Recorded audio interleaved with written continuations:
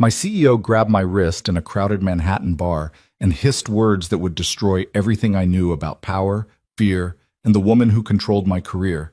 Take me home or you're fired. But this wasn't the Ice Queen power play I expected. Her hand trembled against my skin. Her eyes, those same eyes that had fired 3 people last month without blinking, were wild with something I'd never seen before. Terror. She wasn't threatening me. She was begging. And the man watching us from across the room was smiling like he'd already won. Stay with me until the end. Hit that like button and comment what city you're watching from so I can see how far this story travels. The thing about Friday nights in Manhattan is they all blur together until one doesn't. Noah Carter had been living in New York for 3 years, and he'd learned the rhythm. Leave the office by 7 if you could, meet your roommate at whatever bar was equidistant between convenience and atmosphere, drink exactly enough to forget the week, but not enough to ruin the weekend. It was a science, really. A careful calibration of alcohol and ambition that every 20-something in this city had mastered by their second winter. Tonight was supposed to be no different. The Crown and Anchor was packed, a sea of blazers and designer jeans, of calculated laughter and strategic networking disguised as friendship. Noah sat at the bar next to Marcus, his roommate and fellow survivor of the advertising trenches, nursing a bourbon that cost too much and tasted like smoke and regret. "You look like someone kicked your dog," Marcus said, signaling the bartender for another round. "I don't have a dog." "Metaphorically kicked your metaphorical dog." Noah smiled despite himself. "Vivian rejected my campaign concept today. 3rd time this month. Didn't even look at it for more than 30 seconds before she said it lacked vision." Marcus winced. Ouch. The Ice Queen strikes again. Vivian Rowe, CEO of Sterling and Rowe, one of the most prestigious advertising agencies on the East Coast. She was a legend in the industry. A woman who'd built an empire before she turned 40, who'd bought out her misogynistic former partner and renamed the company with her name alone. She was brilliant, ruthless, and according to office legend, had once made a grown man cry during a pitch meeting just by raising one perfectly sculpted eyebrow. Noah both admired and feared her in equal measure. "She's not that bad," Noah said, though the words felt hollow even to him. "She made Jenny from accounts cry last week over a font choice. Jenny cries when her coffee order is wrong. Still." Marcus took a long drink. "You've got to admit the woman's terrifying. Beautiful, sure, like a glacier is beautiful right before it crushes your ship, but terrifying." Noah couldn't argue with that. Vivian Rowe was objectively stunning, tall, with sharp cheekbones that could cut glass, dark hair always pulled back in a severe bun, eyes the color of steel. She wore power suits like armor and heels that clicked against marble floors like a countdown to judgment. She was untouchable, unknowable, a force of nature wrapped in Armani. "I just want her to see that I'm capable of more than—" Noah's words died in his throat. Because she was here. Vivian Rowe was walking through the Crown and Anchor like a hurricane materializing in the middle of a garden party. But something was wrong. Everything was wrong. Her hair, that perfectly controlled dark silk, was coming loose from its pins, wisps falling around her face. Her blazer was buttoned incorrectly. Her eyes were scanning the crowd with an expression Noah had never seen on her face before. Panic. Pure, undiluted panic. "Is that—" Marcus started.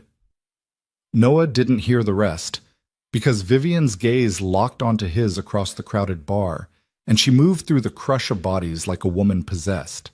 People stepped aside instinctively, sensing something feral in her approach. She reached him in seconds that felt like hours. Her hand closed around his wrist. Not gently, but desperately, fingers digging into his skin hard enough to leave marks. Up close, Noah could see things that shattered every assumption he'd ever made about Vivian Rowe. Her hands were shaking. There was a smudge of mascara beneath one eye. Her breath was coming in short, controlled bursts like she was physically holding herself together. She leaned in close, so close he could smell her perfume. Something expensive and floral that he'd caught hints of in elevators and boardrooms, but never this close, never this real. Her lips nearly brushed his ear. "Take me home," she whispered, her voice rough and raw in a way that made his stomach drop. "Or you're fired." Noah's brain short-circuited. This couldn't be happening. This couldn't be real. CEOs didn't proposition their junior employees in bars. Ice queens didn't tremble. Vivian Rowe didn't beg. But that's what this was. Underneath the threat, underneath the words that sounded like a power play, Noah heard it. Desperation. Fear. A woman using the only weapon she had left, his job, because she was out of all other options. What? He managed. Please. The word cracked on her lips, and Noah felt something fundamental shift in his understanding of the universe. Don't look behind me. Don't just stand up. Put your arm around me. Make it look like we're together, like I came here to meet you. Noah's mind raced. Every HR training, every warning about workplace relationships, every cautionary tale about CEOs who'd fallen from grace, all of it screamed at him to walk away, to politely extract himself from whatever nightmare scenario was unfolding. But he looked into her eyes, those steel gray eyes that had terrified him for 3 years, and saw something that made all the warnings evaporate. She was absolutely terrified. Okay, Noah heard himself say. Okay, just breathe. He stood up, hyper-aware of Marcus's stunned expression, of the eyes turning toward them, of the heat of Vivian's body as he wrapped an arm around her shoulders. She fit against him like she was made for it, tall even in her heels so that her head reached his shoulder. She pressed into him, and he felt her whole body trembling. Keep walking, she murmured against his chest, toward the door, slowly, like we're leaving together, like this is normal. Noah's feet moved on autopilot. The crowd parted around them, some people staring, others too drunk or too absorbed in their own dramas to notice. Vivian's fingers clutched the fabric of his shirt, holding on like he was a lifeline. They were halfway to the exit when Noah caught it, a man watching them from across the bar. He was tall, blonde, wearing a suit that probably cost more than Noah's monthly rent. Handsome in that sharp, calculated way that usually came with trust funds and prep school credentials. But it was his expression that made Noah's skin crawl, a smile that was all teeth and cruelty, satisfaction dripping from every perfectly symmetrical feature. And next to him, draped over his arm like an accessory, a woman who couldn't have been older than 23, stunning and oblivious, laughing at something he'd just whispered in her ear. Vivian's grip on Noah tightened painfully. Don't look at him, she hissed. Don't give him the satisfaction. But Noah was already putting the pieces together. The terror in Vivian's eyes, the way she'd materialized in this specific bar, the man watching them with that knowing, victorious smile. This wasn't about work. This was personal. The cold Manhattan air hit them like a slap as they pushed through the door. Vivian immediately stepped away from Noah, putting distance between them, her arms wrapping around herself. They stood on the sidewalk while Friday night chaos swirled around them. Taxis honking, people laughing, the city humming with its usual indifferent symphony. For a long moment, neither of them spoke. Vivian's chest rose and fell with deep breaths, her eyes closed, her professional mask trying desperately to reassemble itself. Noah watched the transformation, the way she straightened her spine, adjusted her blazer, smoothed back the loose strands of hair with shaking fingers. Ms. Rowe, he started. Don't. Her voice was sharp again, cutting. The Ice Queen returning from whatever hell she'd just escaped. Don't say anything. Don't. Her voice cracked. Just don't. Noah shoved his hands in his pockets, uncertain. Every instinct told him to ask if she was okay, to offer help, to do something. But this was still Vivian Rowe, still his CEO, still the woman who could destroy his career with a single word. I'm sorry, she said finally, and the words sounded like they were being torn from her throat. That was inappropriate, unprofessional. I shouldn't have. She laughed, a brittle sound that had nothing to do with humor. I shouldn't have threatened your job. That was unconscionable. Who was he? Noah asked quietly. Vivian's eyes snapped to his, fierce and warning. No one. Nothing. It doesn't matter. It clearly matters. It doesn't. She straightened to her full height, and for a moment Noah saw the woman from the boardroom again, imperious, untouchable. This conversation never happened. You were never here. We never... She gestured vaguely between them. This doesn't exist. Noah should have agreed. should have nodded and gone back inside, returned to Marcus and his bourbon and his simple Friday night. Instead, he said, "He looked like he was trying to hurt you." Vivian's composure cracked again, just for a second, a flash of pain so raw it made Noah's chest ache. "He already did," she whispered. Then louder, forceful, "Go back inside, Mr. Carter. Forget this happened. On Monday, everything will be normal. We'll be professional. This—" She waved her hand, encompassing the sidewalk, the moment, the terrifying vulnerability she'd shown. "This was an aberration. It won't happen again." She turned to walk away, her heels clicking against concrete. "Miss Rowe," Noah called after her. She stopped but didn't turn around. "Are you going to be okay?" Her shoulders tensed. For a moment, Noah thought she might ignore him entirely. Then, so quietly, he almost missed it. "I don't know." And she was gone, disappearing into the flow of pedestrians, swallowed by the city that had made her and might now break her. Noah stood alone on the sidewalk for a long time after she left, trying to reconcile the woman he'd just held, trembling and desperate and so thoroughly human, with the legend he'd worked for. Trying to make sense of a world where Vivian Rowe could be afraid. When he finally went back inside, Marcus was waiting with wide eyes and a fresh bourbon. "What the hell was that?" Marcus demanded. Noah took the drink and downed half of it in one burning swallow. "I have no idea," he said, but he knew one thing with absolute certainty. Monday morning, when he walked into Sterling and Rowe, everything would be different. Not because Vivian had said so, because he'd seen behind the mask. He'd felt her fear, her desperation, her humanity. And you couldn't unsee something like that.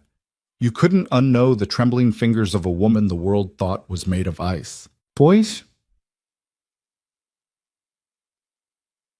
The weekend passed in a blur of anxiety and confusion. Noah tried to work on his portfolio, tried to enjoy Saturday brunch with Marcus, tried to do anything that might distract him from replaying those few minutes on the sidewalk.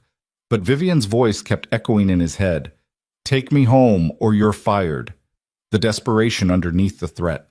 The way she'd clung to him like he was the only solid thing in a world that had suddenly become quicksand. Marcus, to his credit, didn't press for details. He'd seen enough to know that whatever had happened was bigger than office gossip, stranger than their usual Friday night adventures. "You're being weird," Marcus observed on Sunday evening, watching Noah pace their small living room for the 15th time. "I'm not being weird.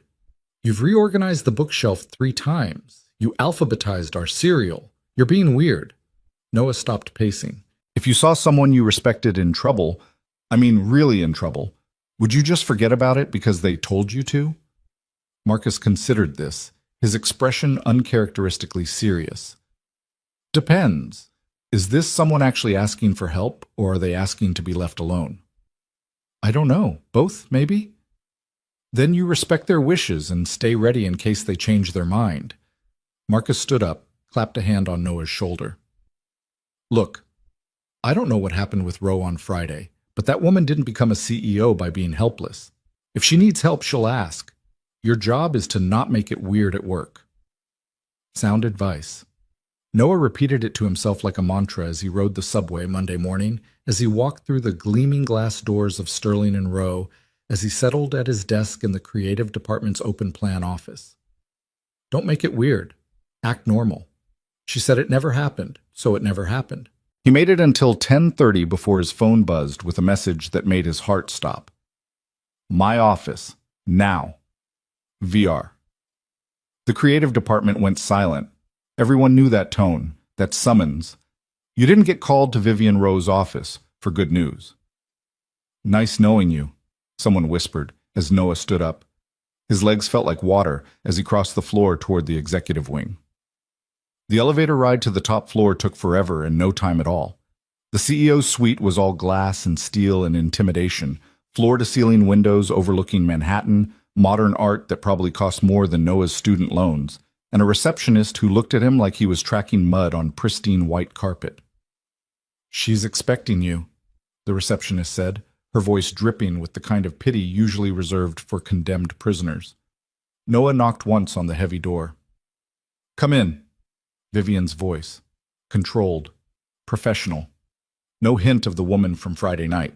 He stepped inside. Vivian sat behind a desk that looked like it had been carved from a single piece of black marble. She was perfect again. Hair in its severe bun, makeup flawless, wearing a charcoal suit that screamed power and money. Everything about her posture said CEO. Nothing about her suggested she'd ever been afraid of anything in her life, except her eyes. For just a second, when she looked up at him, Noah saw it. A flash of the same fear, the same vulnerability. Then it was gone, replaced by professional courtesy. "Close the door, Mr. Carter." Noah obeyed, his heart hammering. "Sit." He sat. Vivian folded her hands on her desk, a gesture Noah had seen her use in meetings when she was about to destroy someone's entire proposal. He braced himself. "I owe you an apology," she said. Of all the things Noah had expected, that wasn't one of them. "Ms. Rowe, you don't—" "I do." Her voice was firm. "What I did on Friday was completely inappropriate. I used my position of authority to coerce you into an uncomfortable situation. I threatened your employment. Those actions go against everything this company stands for, and I'm deeply ashamed of them." She pulled out a document from her desk drawer, slid it across the marble surface toward him. "This is a formal apology, along with assurances that there will be no retaliation of any kind for Friday's incident. I've also included a recommendation for a transfer to any department you choose, with a significant raise, should you feel uncomfortable continuing to work under my leadership." Noah stared at the document without touching it. "I don't want a transfer." Vivian blinked. "Mr. Carter? And you don't owe me an apology, not for that anyway." Noah met her eyes, saw her surprise. "You were scared. Someone was threatening you, or intimidating you, or I don't know exactly what was happening, but you weren't trying to abuse your power. You were trying to survive something." Silence filled the office. Outside the windows, the city sprawled endlessly, indifferent to human drama. "That's generous of you," Vivian said finally, her voice carefully neutral. "But it doesn't excuse—" "Who was he?" Noah interrupted. Vivian's mask slipped. Just for a second, pain flashed across her features, raw and deep, and clearly unhealed. "That's not relevant to—" "It's completely relevant." Noah leaned forward. "Look, I get it. You're the CEO, you're supposed to be invincible. But what I saw on Friday, that wasn't a power trip. That was someone in genuine distress. And He paused, choosing his words carefully. "I'd like to help. If you'll let me." Vivian laughed, but there was no humor in it. "You can't help with this, Mr. Carter. This isn't a campaign that needs a creative solution. This is my personal life, which I've worked very hard to keep separate from this company." "Then why am I here?" The question hung in the air between them. Vivian stood up, walked to the window. Her reflection in the glass looked small somehow, despite her height, despite the power suit and the corner office and the title that made grown men nervous. "His name is Grant Maddox," she said quietly.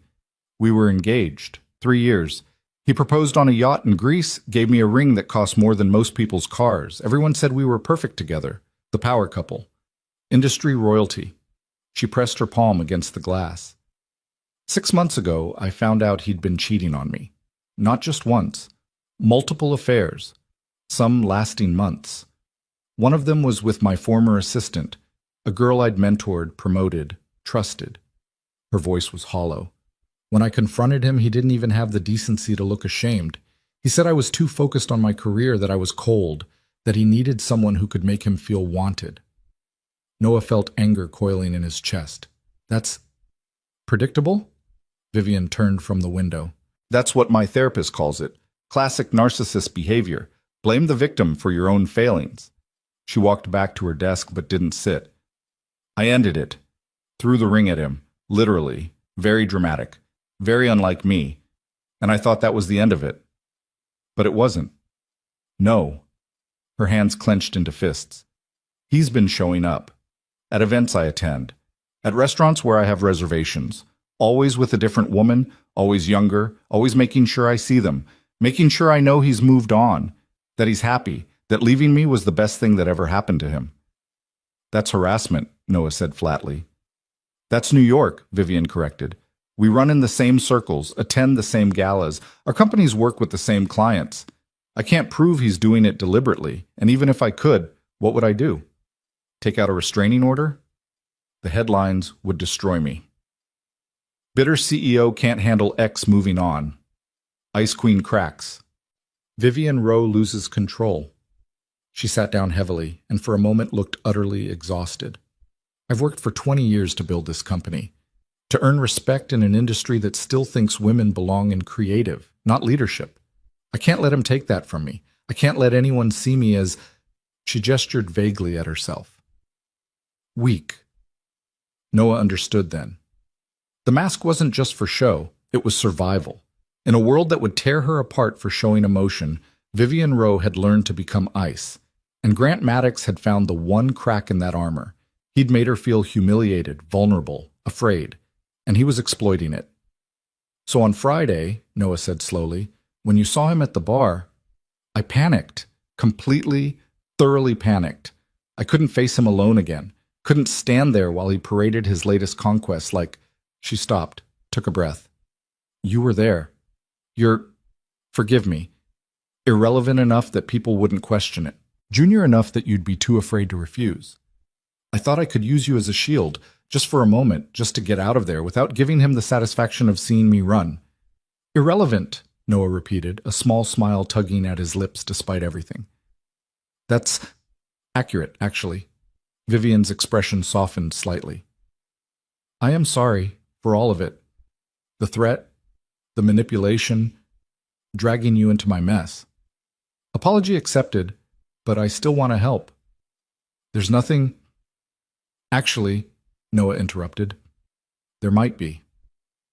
Vivian raised an eyebrow, the expression that usually preceded someone getting eviscerated. But there was curiosity there too. Noah took a breath, committing to the insane idea forming in his head. How many of these events do you have coming up? The kind where Grant might show up? Too many.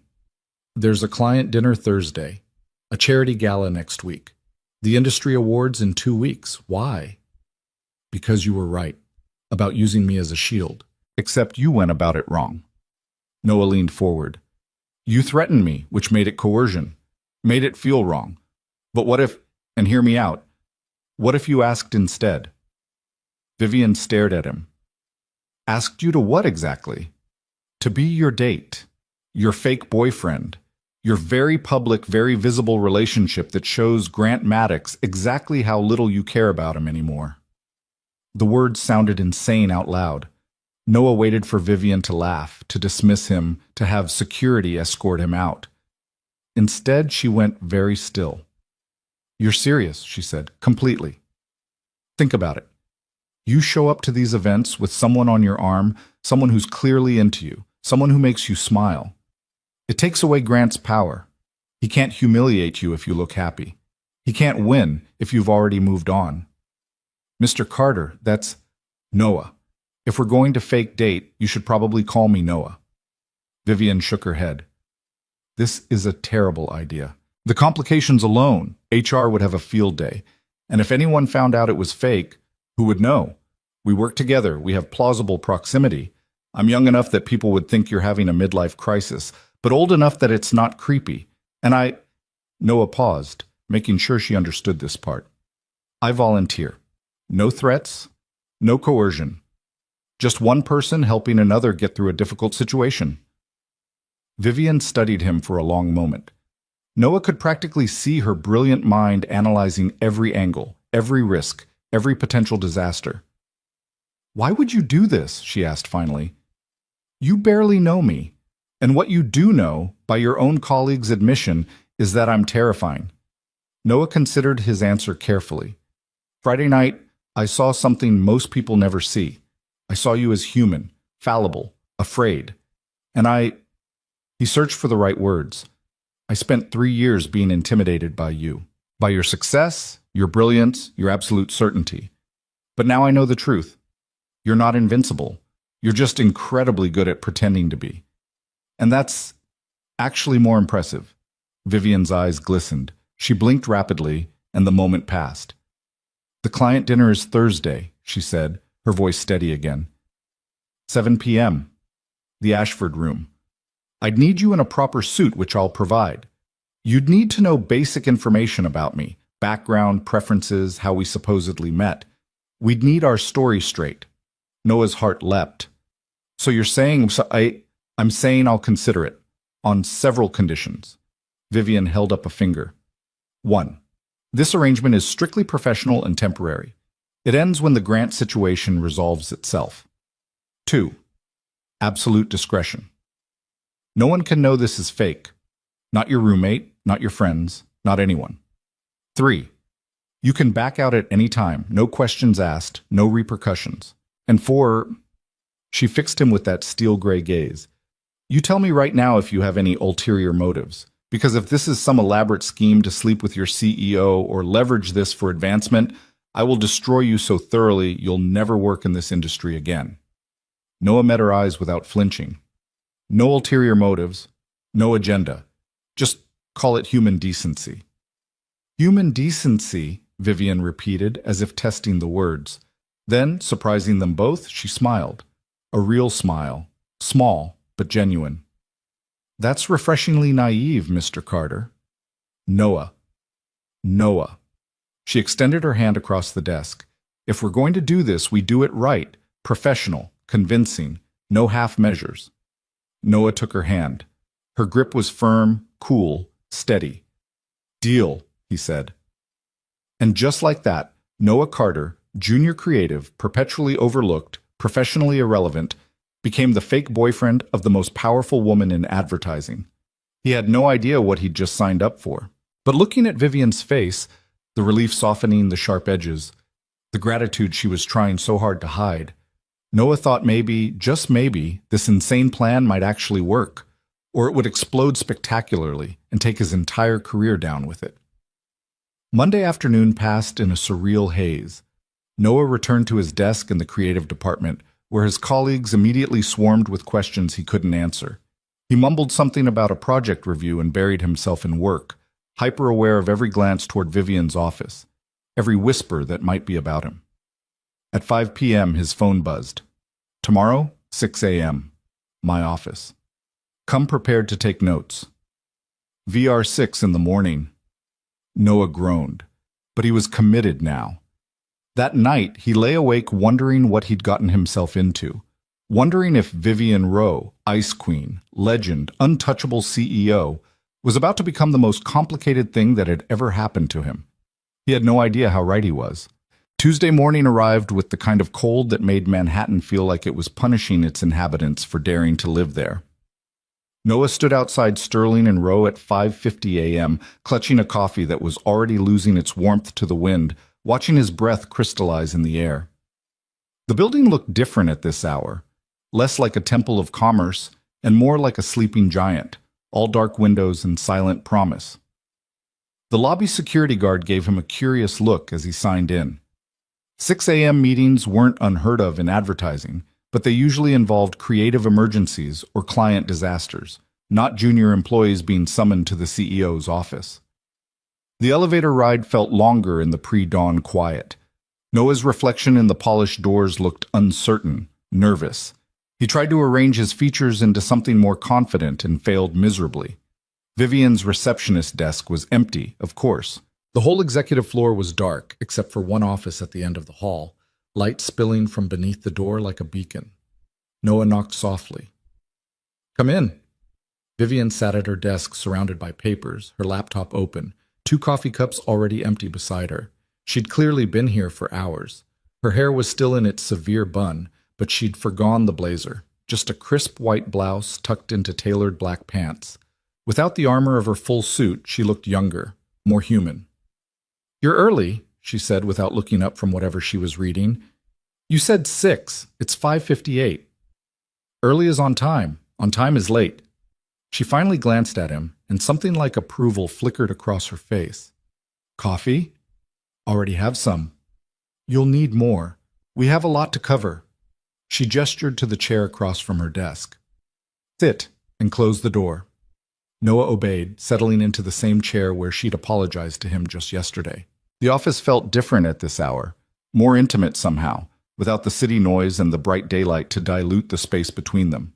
Vivian slid a leather portfolio across the desk toward him. "Everything you need to know about me. educational background, career history, family information, preferences, habits. Study it. Memorize it. If we're going to convince people we're in a relationship, you need to know me better than my own mother does. Noah opened the portfolio. Inside were neatly organized tabs: biography, career, family, preferences, social circles. Each section was typed in perfect detail, like she'd created a dossier on herself. "This is incredibly thorough," Noah said, slightly awed. "I don't do anything halfway." Vivian stood, walked to her window. The sky was starting to lighten, Manhattan slowly waking up beneath them. "The client dinner is in 2 days. That's not much time to build a believable relationship." "What's our story? How did we meet?" Vivian turned, and Noah saw that she'd already thought this through. Of course she had. "We keep it close to the truth. You're a creative at my company. We've worked together for 3 years, but never interacted much beyond professional capacity. 6 weeks ago, you stayed late working on a campaign pitch.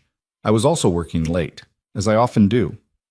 We ended up in the break room at the same time, 2 a.m., both exhausted. We started talking, really talking, not just the surface-level office conversation.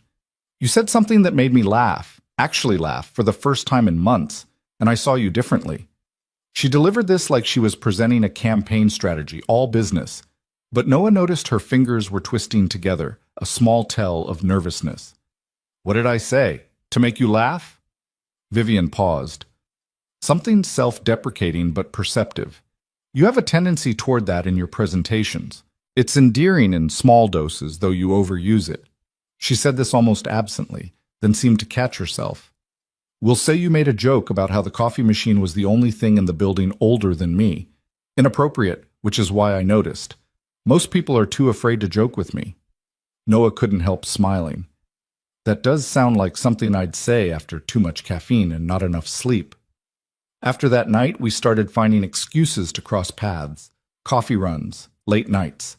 Eventually, I asked you to dinner, somewhere quiet, outside Manhattan. We wanted privacy while we figured out what this was. Vivian returned to her desk, sat down with perfect posture. "We've been seeing each other for about a month, keeping it secret because of the obvious complications. I'm your CEO, there's a significant age gap. HR policies are murky on workplace relationships between executives and non-executives." "How much age gap are we talking?" Noah asked carefully. "I'm 39. You're 27, 12 years. Not scandalous, but enough to raise eyebrows." She met his gaze directly. "Does that bother you?" "Should it?" "Some people will assume I'm having a midlife crisis, that I'm using you, that you're using me for career advancement. We need to be prepared for those assumptions." Noah leaned back in his chair, studying her. In the growing morning light, he could see the fine lines around her eyes, the slight shadows beneath them that makeup usually hid. She looked tired, not just from being awake since probably 4 a.m., but bone-deep tired, the kind of exhaustion that came from holding yourself together too tightly for too long. "What do you need from me?" he asked. "At this dinner, what's the role I'm playing?" Vivian's expression softened slightly. "Attentive but not obsequious. Confident enough to be with me, but humble enough that it's believable. You should touch me occasionally. My hand, my shoulder, small gestures that suggest intimacy. Make eye contact when I'm speaking. Laugh at my jokes, even when they're not funny. And if Grant is there," her voice caught. She cleared her throat. "If Grant is there, you stay close. You don't react to him. You treat him like he's a stranger because to you, he should be. Can you do that?" "Yes." You answered very quickly. "Because it's an easy answer." Noah held her gaze. "I'm good at reading people. It's what makes me decent at advertising. And right now, I'm reading that you need someone who won't ask too many questions and won't make this harder than it needs to be. So that's what I'll be." Vivian stared at him for a long moment. Then, almost imperceptibly, her shoulders relaxed. "Thank you," she said quietly. They spent the next 2 hours going through the portfolio. Noah learned that Vivian grew up in Boston, daughter of a literature professor and a public defender. That she went to Yale on scholarship, graduated top of her class, started at Sterling and Rowe as an intern, and worked her way up through sheer brilliance and relentless drive. That she bought out her partner 5 years ago after he tried to claim credit for her ideas one too many times. That she took her coffee black with one sugar, hated seafood, loved old movies from the 40s, ran 5 miles every morning at 5:30, and had a photographic memory for numbers. He learned that she had no siblings, that her mother died when she was 25, that her father remarried and moved to Arizona, that she spoke fluent French and passable Italian, that she'd been engaged once before Grant, a brief thing in her 20s that ended amicably, that she owned a brownstone in Brooklyn Heights and a cabin in the Catskills she never had time to visit. Favorite book? Noah asked, scanning the preferences section. Rebecca, by Daphne du Maurier. Movie? Double Indemnity. The original, not the remake. Music? Jazz, Miles Davis, John Coltrane, Billie Holiday. I find most modern music exhausting. She poured herself another coffee. Your turn. My turn. If I know everything about you and you know everything about me, but you don't know anything about yourself that I should know, the asymmetry will show. Vivian pulled out a fresh legal pad. Talk. I'll take notes. So Noah talked. About growing up in Ohio, middle-class suburbs, and high school football games he never attended because he was in the art room. About his parents, still married, still living in the same house, still baffled by his decision to move to New York. About his degree in communications from a state school nobody in Manhattan had heard of. About the 3 years of struggle and rejection and slow, painful progress in an industry that chewed up people like him and spit them out. Vivian wrote everything down in neat handwriting, occasionally asking clarifying questions. What was his mother's name? Susan. His father's occupation? Accountant. Siblings? One sister, Emily, married with twins. Hobbies? Photography, though he hadn't picked up his camera in months. Reading, mostly thriller novels. Cooking, when he had time, which was never. Favorite food? Vivian asked. My mom's lasagna. But in New York, there's this Thai place in Queens that makes curry that's basically perfect. Alcohol of choice? Bourbon. Nothing fancy, just whatever's on the middle shelf. Last relationship? Noah hesitated. Ended 8 months ago. Her name was Claire. She was a graphic designer. We were together for 2 years. It ended because... He paused, choosing his words carefully. Because she wanted someone who was already successful, not someone who might be successful someday. She got tired of waiting for my career to happen. Vivian stopped writing, looked up at him. Something in her expression shifted. Recognition, maybe. Or sympathy. That must have been difficult, she said. It was honest. I can respect that, even if it hurt. Noah smiled wryly. At least she didn't cheat on me with someone younger and then parade them around to make me feel inadequate. Vivian flinched. Fair point. The morning sun was fully up now, flooding the office with light. Outside, Manhattan was in full swing, cars honking, people rushing, the city's endless hungry energy. But in Vivian's office, time felt suspended, like they existed in a bubble where normal rules didn't apply. We should address the physical aspect, Vivian said, and Noah's brain momentarily short-circuited. The what? Physical intimacy. Hand-holding, touching, proximity. If we're supposed to be a couple, we need to be comfortable with casual contact. Right now you look terrified every time I come within 3 feet of you. I'm not terrified. Vivian raised an eyebrow. Okay, maybe mildly terrified, Noah admitted. You're my CEO. 3 days ago you were this untouchable figure who could fire me with a word. Now I'm supposed to hold your hand at dinner. It's a mental adjustment. Stand up, Vivian said. What? Stand up. We're going to practice. Noah stood, feeling ridiculous. Vivian walked around her desk and stood in front of him. Even in flats, she'd kicked off her heels hours ago. She was nearly his height. Give me your hand, she said. Slowly, Noah extended his hand. Vivian took it, her fingers cool and steady against his palm. Her grip was firm but not aggressive, natural but deliberate. See? Just hands. Nothing terrifying. Her voice was gentle, almost amused.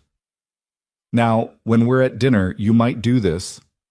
She shifted her grip, lacing her fingers through his. More intimate. Suggests familiarity. Or this. She released his hand, placed her palm on his forearm instead. Guiding, protective. You'd use this when we're walking together. Noah's skin burned where she touched him, but not from fear, from awareness, from the sudden uncomfortable realization that Vivian Rowe wasn't just his CEO or a legend or an ice queen. She was a woman, a beautiful, intelligent, complicated woman who smelled like expensive perfume and coffee, whose hand fit perfectly in his, whose eyes were the exact color of storm clouds. "You're tense," Vivian observed. "You're my boss." "I'm aware, but at dinner, I won't be. I'll just be Vivian, a woman you care about, a woman you want to protect." She stepped closer, and Noah's breath caught. "Can you do that? Can you look at me and see someone other than the CEO?" Noah forced himself to meet her eyes. Really look at her. Not the power suit or the perfect hair or the reputation, but the person underneath. The woman who'd been betrayed and humiliated, who was terrified of seeming weak, who'd built walls so high she'd forgotten how to let anyone in. "Yeah," he said softly, "I can do that." Something flickered in Vivian's expression. Surprise, maybe, or relief. She held his gaze for a long moment, then stepped back, the professional mask sliding back into place. "Good. Practice that before Thursday." She returned to her desk, all business again. "I've arranged for you to get fitted for a suit this afternoon, 4 p.m., Bergdorf's. Everything's already paid for. Don't argue."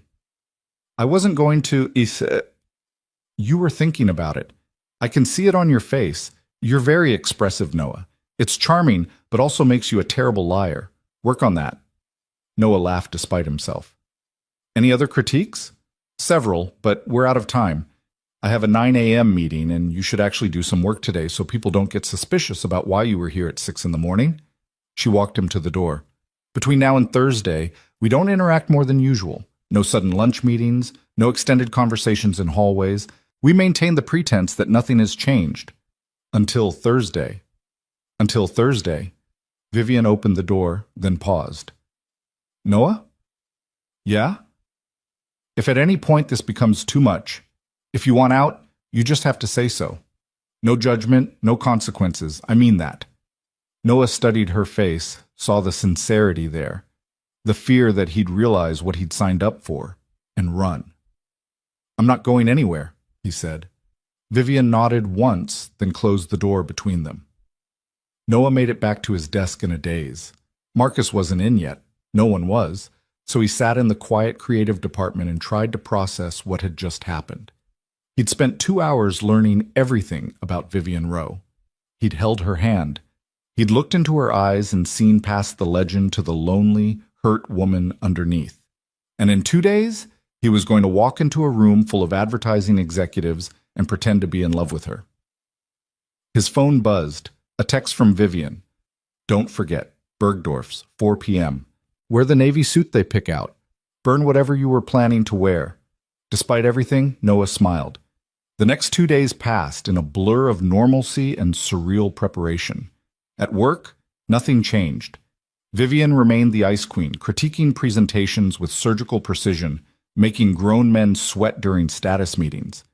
Noah remained invisible, churning out concepts that got rejected more often than not. But Tuesday evening, Noah stood in Bergdorf Goodman while a tailor with Italian accent and measuring tape treated him like a mannequin. The suit they assembled cost more than 3 months of his rent. Midnight navy, perfectly tailored, with a crisp white shirt and a tie that Vivian had apparently selected herself.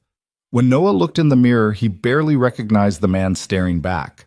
He looked successful, confident, like someone who belonged on Vivian Rowe's arm. Wednesday night, Noah couldn't sleep. He lay awake running through details.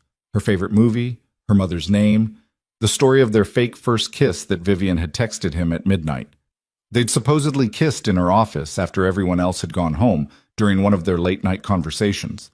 She'd leaned across her desk to point at something on his laptop, and he'd turned at the same moment, and suddenly they were close enough to feel each other breathe. He'd asked if he could kiss her. She'd said yes. It had been soft, tentative, perfect. It was such a good story that Noah almost wished it were true. Thursday arrived with brutal clarity. Noah dressed carefully in the expensive suit, taking longer than usual with his hair, his shoes, his everything. Marcus watched with confused amusement. You have a date? Marcus asked. Something like that. With who? Noah hesitated. The lie tasted wrong in his mouth, but he'd promised Vivian absolute discretion. Someone from outside work. I'll tell you about it later. You're being weird again. I know. The day at work crawled by. Noah couldn't focus on anything, kept checking his phone for messages from Vivian. None came. She was probably in meetings, being brilliant, crushing presentations. At 5 p.m., his phone finally buzzed. Car picks you up at 6:30. Meet me there at 7. Try not to look terrified. Noah left the office at 6, changed into his new suit in the bathroom of a Starbucks, and waited on the corner where Vivian had told him. At 6:30 exactly, a black car pulled up. The driver knew his name. The interior smelled like leather and money. The Ashford Room was the kind of restaurant where reservations required 3 months' notice and a blood sacrifice. The kind of place where the menu had no prices, and the wine list was a leather-bound book. Noah had never felt more out of place in his life. But then he saw Vivian. She stood in the entrance, talking to the maitre d', and Noah's brain stopped functioning. She wore a dress, dark emerald green, elegant but not showy, with a neckline that suggested rather than displayed. Her hair was down for the first time Noah had ever seen, falling in dark waves past her shoulders. Diamond earrings caught the light. She looked devastating, like someone who could break hearts without trying. She saw him and smiled, a real smile, warm and genuine, and so at odds with her usual expression that Noah almost forgot this was fake. There you are, she said, walking toward him. I was starting to worry. And then she kissed him. It was just a brief touch of lips, a greeting between lovers who'd been apart for a day. But it sent electricity through Noah's entire nervous system. She tasted like mint and possibility. Her hand touched his cheek, gentle and possessive at once. When she pulled back, her eyes searched his face. Okay? She whispered, quiet enough that only he could hear. Noah's voice had abandoned him. He nodded. Vivian laced her fingers through his, exactly like she'd shown him in her office. Then let's do this. They walked into the dining room together, and Noah felt every eye turn toward them. The Ashford Room was full of advertising elite, creative directors, agency presidents, brand executives, people who knew Vivian, people who were now seeing her with someone new. The whispers started immediately. Vivian ignored them all, her head high, her hand steady in Noah's. She guided him to a large round table where several people were already seated. Noah recognized some faces from industry magazines, from company all-hands meetings. Everyone, this is Noah Carter, Vivian said, her voice carrying just enough warmth to make the introduction significant. Noah, you know David Hutchins from our strategy team, and this is Sarah Chen from Morrison Media, and she went around the table. Noah shook hands, smiled, tried to remember names while his brain screamed that he was in way over his head. They sat. Vivian positioned them so Noah was on her right, close enough that their shoulders touched. Under the table, she found his hand again, squeezed once. A message. You're doing fine. The dinner started. Wine was poured. Appetizers arrived. Conversation flowed around topics Noah could barely follow. Client portfolios, industry acquisitions, the politics of advertising awards. Vivian participated effortlessly, her brilliant mind on full display, while somehow also making it clear through small gestures that Noah was important to her. A hand on his arm when she laughed. A glance seeking his opinion. Her body angled toward his even when speaking to others. Noah played his part. He was attentive, but not fawning. He asked intelligent questions when appropriate. He let Vivian shine while making it clear through his gaze that he was mesmerized by her. And somewhere around the second course, Noah realized he wasn't entirely acting. Then Grant Maddox walked into the restaurant. Noah felt Vivian go rigid beside him. Her hand, which had been resting on his knee under the table, suddenly gripped hard enough to hurt. Grant looked exactly like he had in the bar. Tall, blonde, expensive suit, megawatt smile.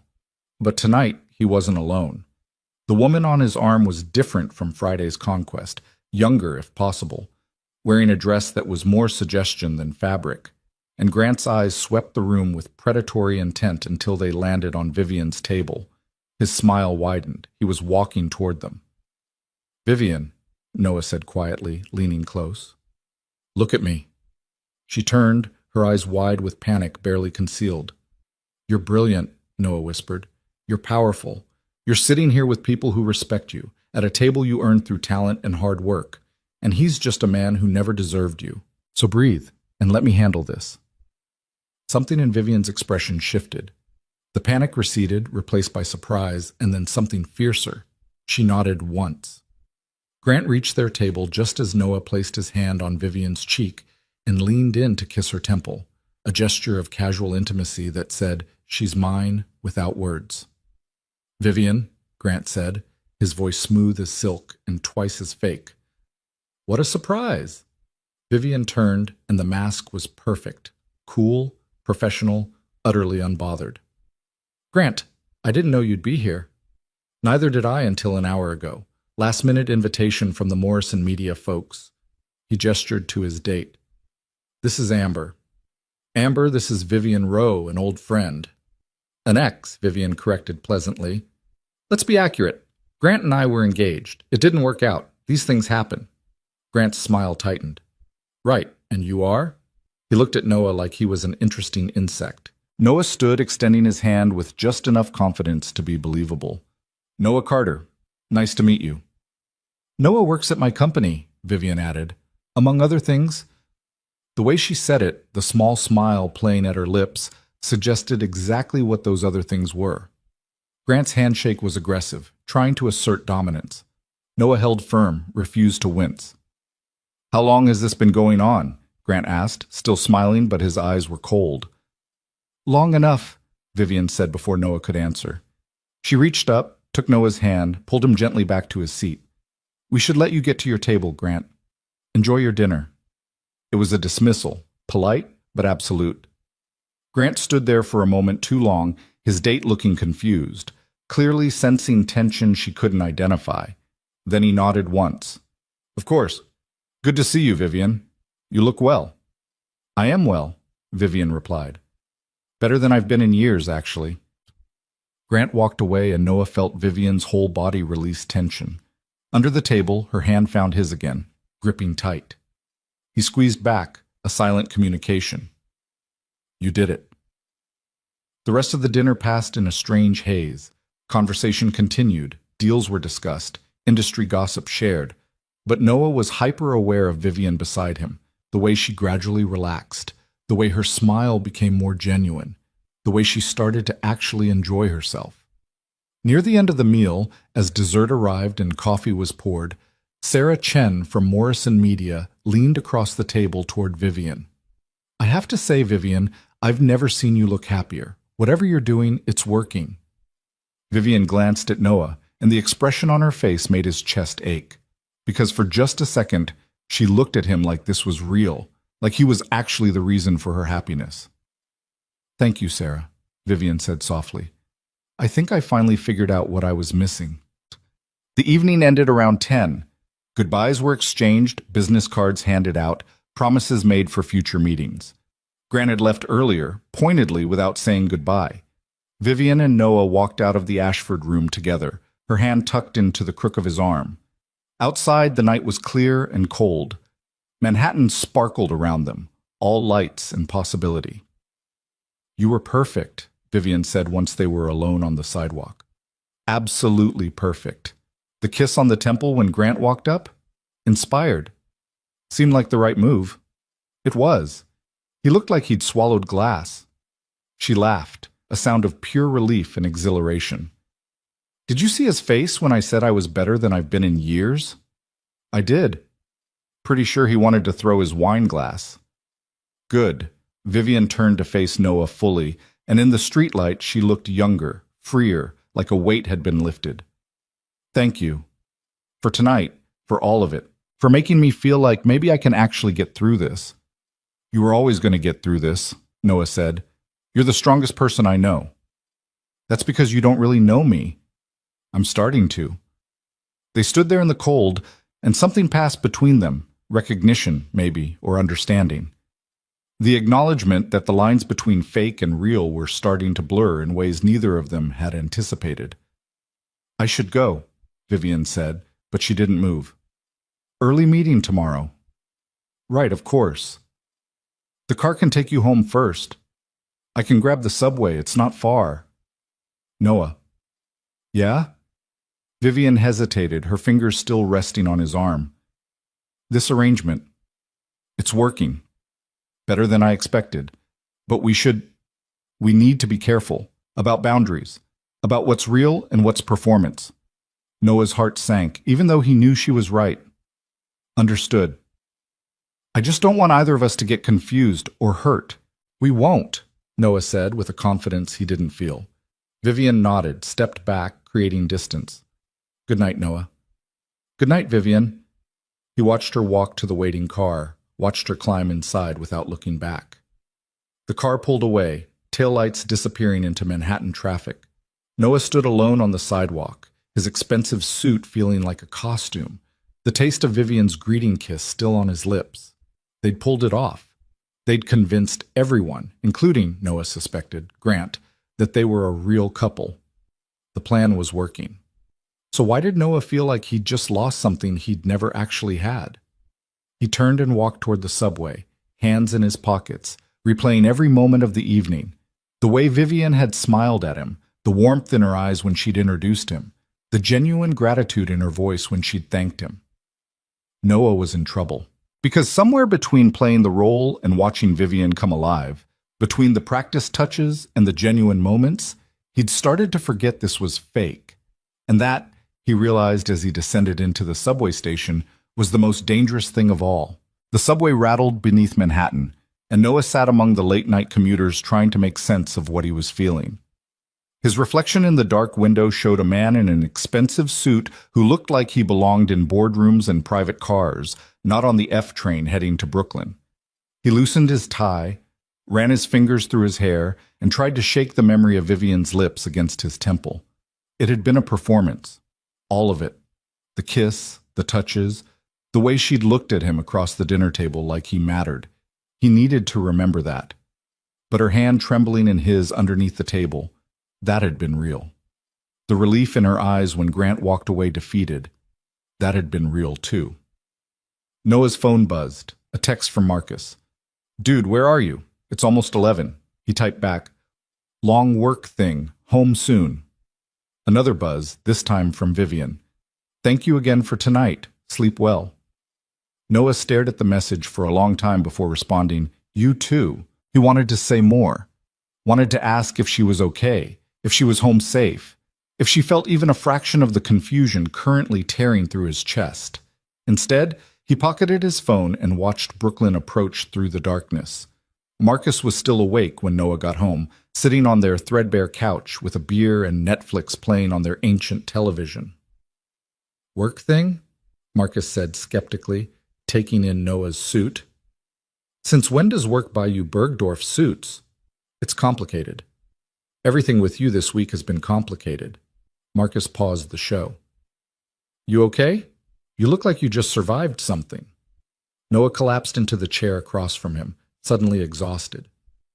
I think I might have made a terrible mistake. What kind of mistake? The kind where you agree to help someone and then realize you're in way deeper than you planned. Marcus studied him. This is about Roe, isn't it? Whatever happened at that bar last week? Noah's silence was answer enough. Look, Marcus said carefully, I don't know what's going on between you two, and maybe I don't want to know. But that woman is a nuclear reactor. Beautiful, powerful, and if you get too close, she'll burn you to ash. Just be careful, yeah? Yeah, Noah said. Careful.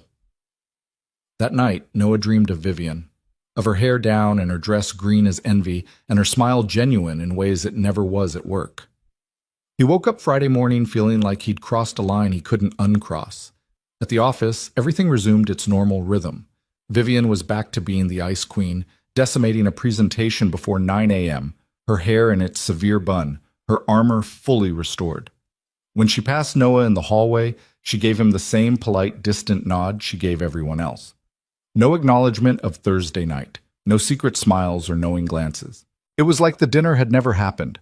Noah told himself this was good, professional, exactly what they'd agreed on. By Tuesday, he'd almost convinced himself that Thursday had been an aberration, that the charity gala next week would be just another performance, nothing more. Then Vivian summoned him to her office again. It was late afternoon, the kind of gray November day where Manhattan looked like it was considering giving up on color entirely. Noah knocked on her door with the same nervous energy he'd had 2 weeks ago, though for entirely different reasons now. "Come in." Vivian stood at her window, silhouetted against the dying light. She'd kicked off her heels again, and without them she looked smaller somehow, more human. "Close the door," she said without turning around. Noah obeyed, his heart hammering stupidly. "We need to talk about the gala," Vivian said. "It's bigger than the dinner, more visibility, more press, more opportunity for things to go wrong. Okay? It's black tie. I'll have a tux sent to you by Wednesday. We'll arrive together this time. The car will pick you up at 7. The event starts at 8, but we'll be fashionably late, 9:15, maybe 9:30. She was all business, reciting details like battle plans, but she still hadn't turned around. "Grant will definitely be there," she continued. "He's on the board of the charity, which means we'll have to interact with him more than we did at dinner. Conversation, not just passing acknowledgement. Can you handle that?" "Of course." "I need you to be prepared for him to be cruel, to make implications about us, about you, about your motives. He'll try to get under your skin, to make you react." "I won't." "You say that now." Finally, Vivian turned.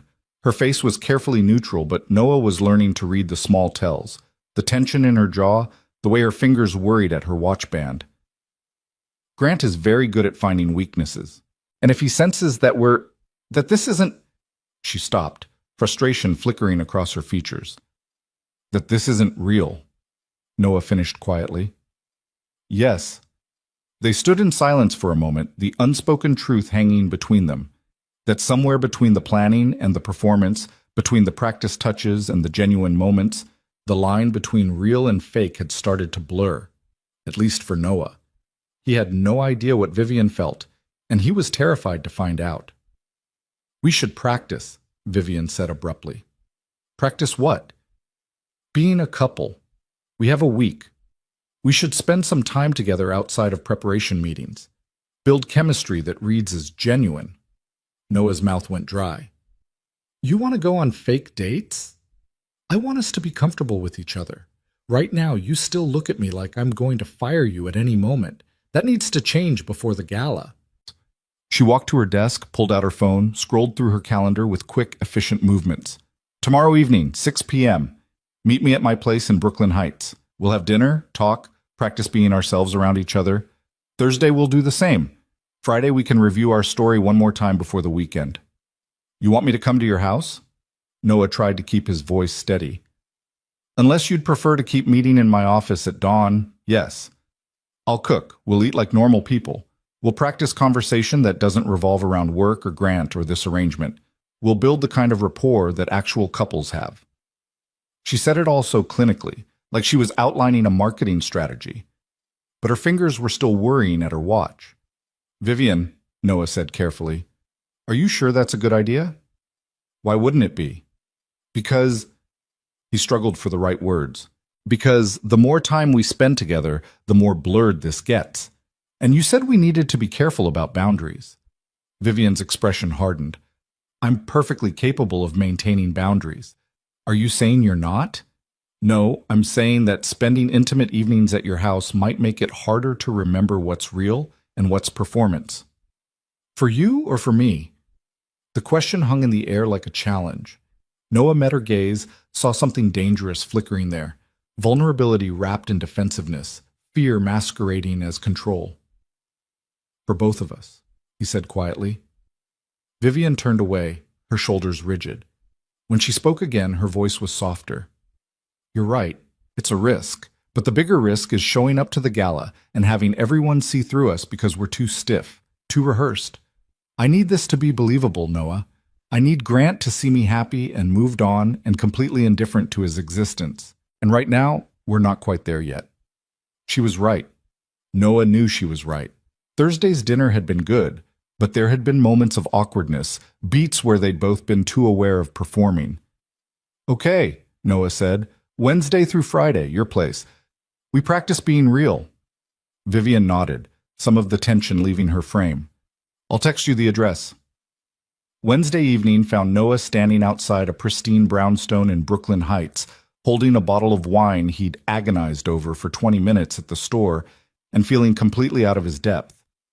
The neighborhood was the kind of beautiful that came with family money or serious success. Tree-lined streets, historic architecture, the kind of quiet that Manhattan had forgotten how to achieve. He checked the address 3 times before climbing the steps and ringing the bell. The woman who opened the door was not the Vivian he knew from work. Her hair was down, loose waves falling past her shoulders. She wore jeans, actual jeans, and a soft gray sweater that looked cashmere and expensive, but also comfortable. No makeup except a touch around her eyes. Bare feet. She looked younger, softer, completely, devastatingly beautiful in a way that made Noah forget how to breathe. "You brought wine," she said, smiling. "You didn't have to." "I didn't know what else to bring. Flowers seemed too much. Nothing seemed rude." "Wine is perfect. Come in." The interior of Vivian's brownstone was a revelation. Noah had expected something austere and modern, all sharp edges and minimalism. Instead, he found warmth. Hardwood floors covered with vintage rugs, built-in bookshelves stuffed with novels and biographies, art on the walls that looked collected rather than curated, a fireplace with photos on the mantel, a kitchen that actually looked used. "This is incredible," Noah said, following her through the house. "It's too big for one person," Vivian said, almost apologetically. "I bought it thinking Grant and I would fill it together. Now it's just me and about 4,000 square feet of regret." She led him to the kitchen, which was all butcher block counters and copper pots and windows looking out onto a small garden. Something smelled amazing: garlic, herbs, wine. "You're actually cooking," Noah observed. "I said I would. Did you think I was lying?" "I thought you'd have it catered and pretend." Vivian laughed, the sound genuine and unguarded. "I'm many things, Noah, but I'm not a liar about food. Cooking is one of the few things I do that has nothing to do with work or success or maintaining an image. It's just for me." She handed him a glass of wine, not the bottle he'd brought, but something older and probably more expensive from her collection. "Sit," she instructed, gesturing to a stool at the kitchen island. "Talk to me. Tell me something I don't know about you." Noah sat, watching her move around the kitchen with the same confidence she had in boardrooms. She stirred something on the stove, checked the oven, chopped fresh basil with quick, precise movements. "What do you want to know?" "Anything, everything. We know the facts about each other, but facts aren't intimacy. I need to know how you think, how you process things, what makes you laugh when no one's watching." Noah took a sip of wine, considering. "Okay. When I first moved to New York, I was so broke that I used to walk through Chelsea Market at lunchtime just to smell the food. I couldn't afford to buy anything, but I'd walk through and imagine what I'd order when I finally made it. It became this ritual. Every Friday, I'd walk through and pick one thing I'd buy someday." Vivian glanced at him, something soft in her expression. "Did you ever go back? After you could afford it?" "Yeah, about 6 months into my job at Sterling and Rowe. I bought the lobster roll I'd been dreaming about for 2 years. And? It was good. Not life-changing, but good." Noah smiled. The anticipation was better than the reality, which is probably a metaphor for something. For New York itself, maybe. Or ambition in general. Vivian plated their dinner, some kind of pasta with a cream sauce, perfectly seared scallops on top. The basil she'd chopped scattered over everything. It looked like something from a restaurant. We spend so much time chasing what we think will make us happy that we forget to notice whether we actually are happy. They ate at her dining table, which was smaller than the formal one Noah glimpsed in another room, clearly the one she actually used. The food was incredible, and Noah said so repeatedly until Vivian laughed and told him to stop. "You sound surprised that I can cook." "I am surprised. You're good at everything else. It seems unfair that you're good at this too." "I'm not good at everything." Name one thing you're bad at." Vivian was quiet for a moment, twirling pasta on her fork. "Relationships, apparently. Trusting people. Letting my guard down. Asking for help." She met his eyes. "Should I keep going?" The vulnerability in her voice made Noah's chest ache. "Those aren't things you're bad at. Those are things that are hard." Same result? Not really. Being bad at something means you lack the ability. These are things you've trained yourself not to do because the world punished you for them. Vivian set down her fork, studying him with an expression Noah couldn't quite read. How did you get so perceptive? Grew up quiet. Learn to watch instead of talk. You see a lot when you're not busy performing. Is that what I do? Perform? Isn't it what we all do? Noah leaned back in his chair. You perform the Ice Queen because it keeps people from seeing the parts of you that could get hurt. I perform the harmless creative because it keeps people from expecting too much. Marcus performs the cynic because optimism is scary. We're all just trying to protect ourselves. That's a bleak worldview. Or a realistic one. They finished dinner talking about everything and nothing. Books they'd read, movies they loved, places they wanted to travel but never had time for. Vivian told him about her mother, a literature professor who'd died too young and left Vivian with a love of old films and an inability to watch anything sad. Noah told her about his sister's wedding, how he'd been so focused on work he'd almost missed it, how that had been the moment he realized he was becoming someone he didn't like. The conversation flowed easier than it had any right to, punctuated by laughter and wine refills and the kind of comfortable silences that usually took months to build. Around 10, they moved to her living room. Vivian built a fire in the fireplace while Noah examined the photos on the mantel. Vivian as a child with her mother, both laughing. Vivian at her Yale graduation, looking fierce and proud. Vivian at various company events, always polished, always perfect.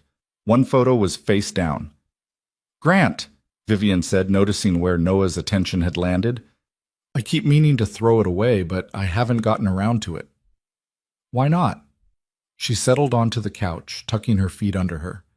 "Because part of me is still angry, and if I throw it away, I'm admitting he doesn't matter anymore.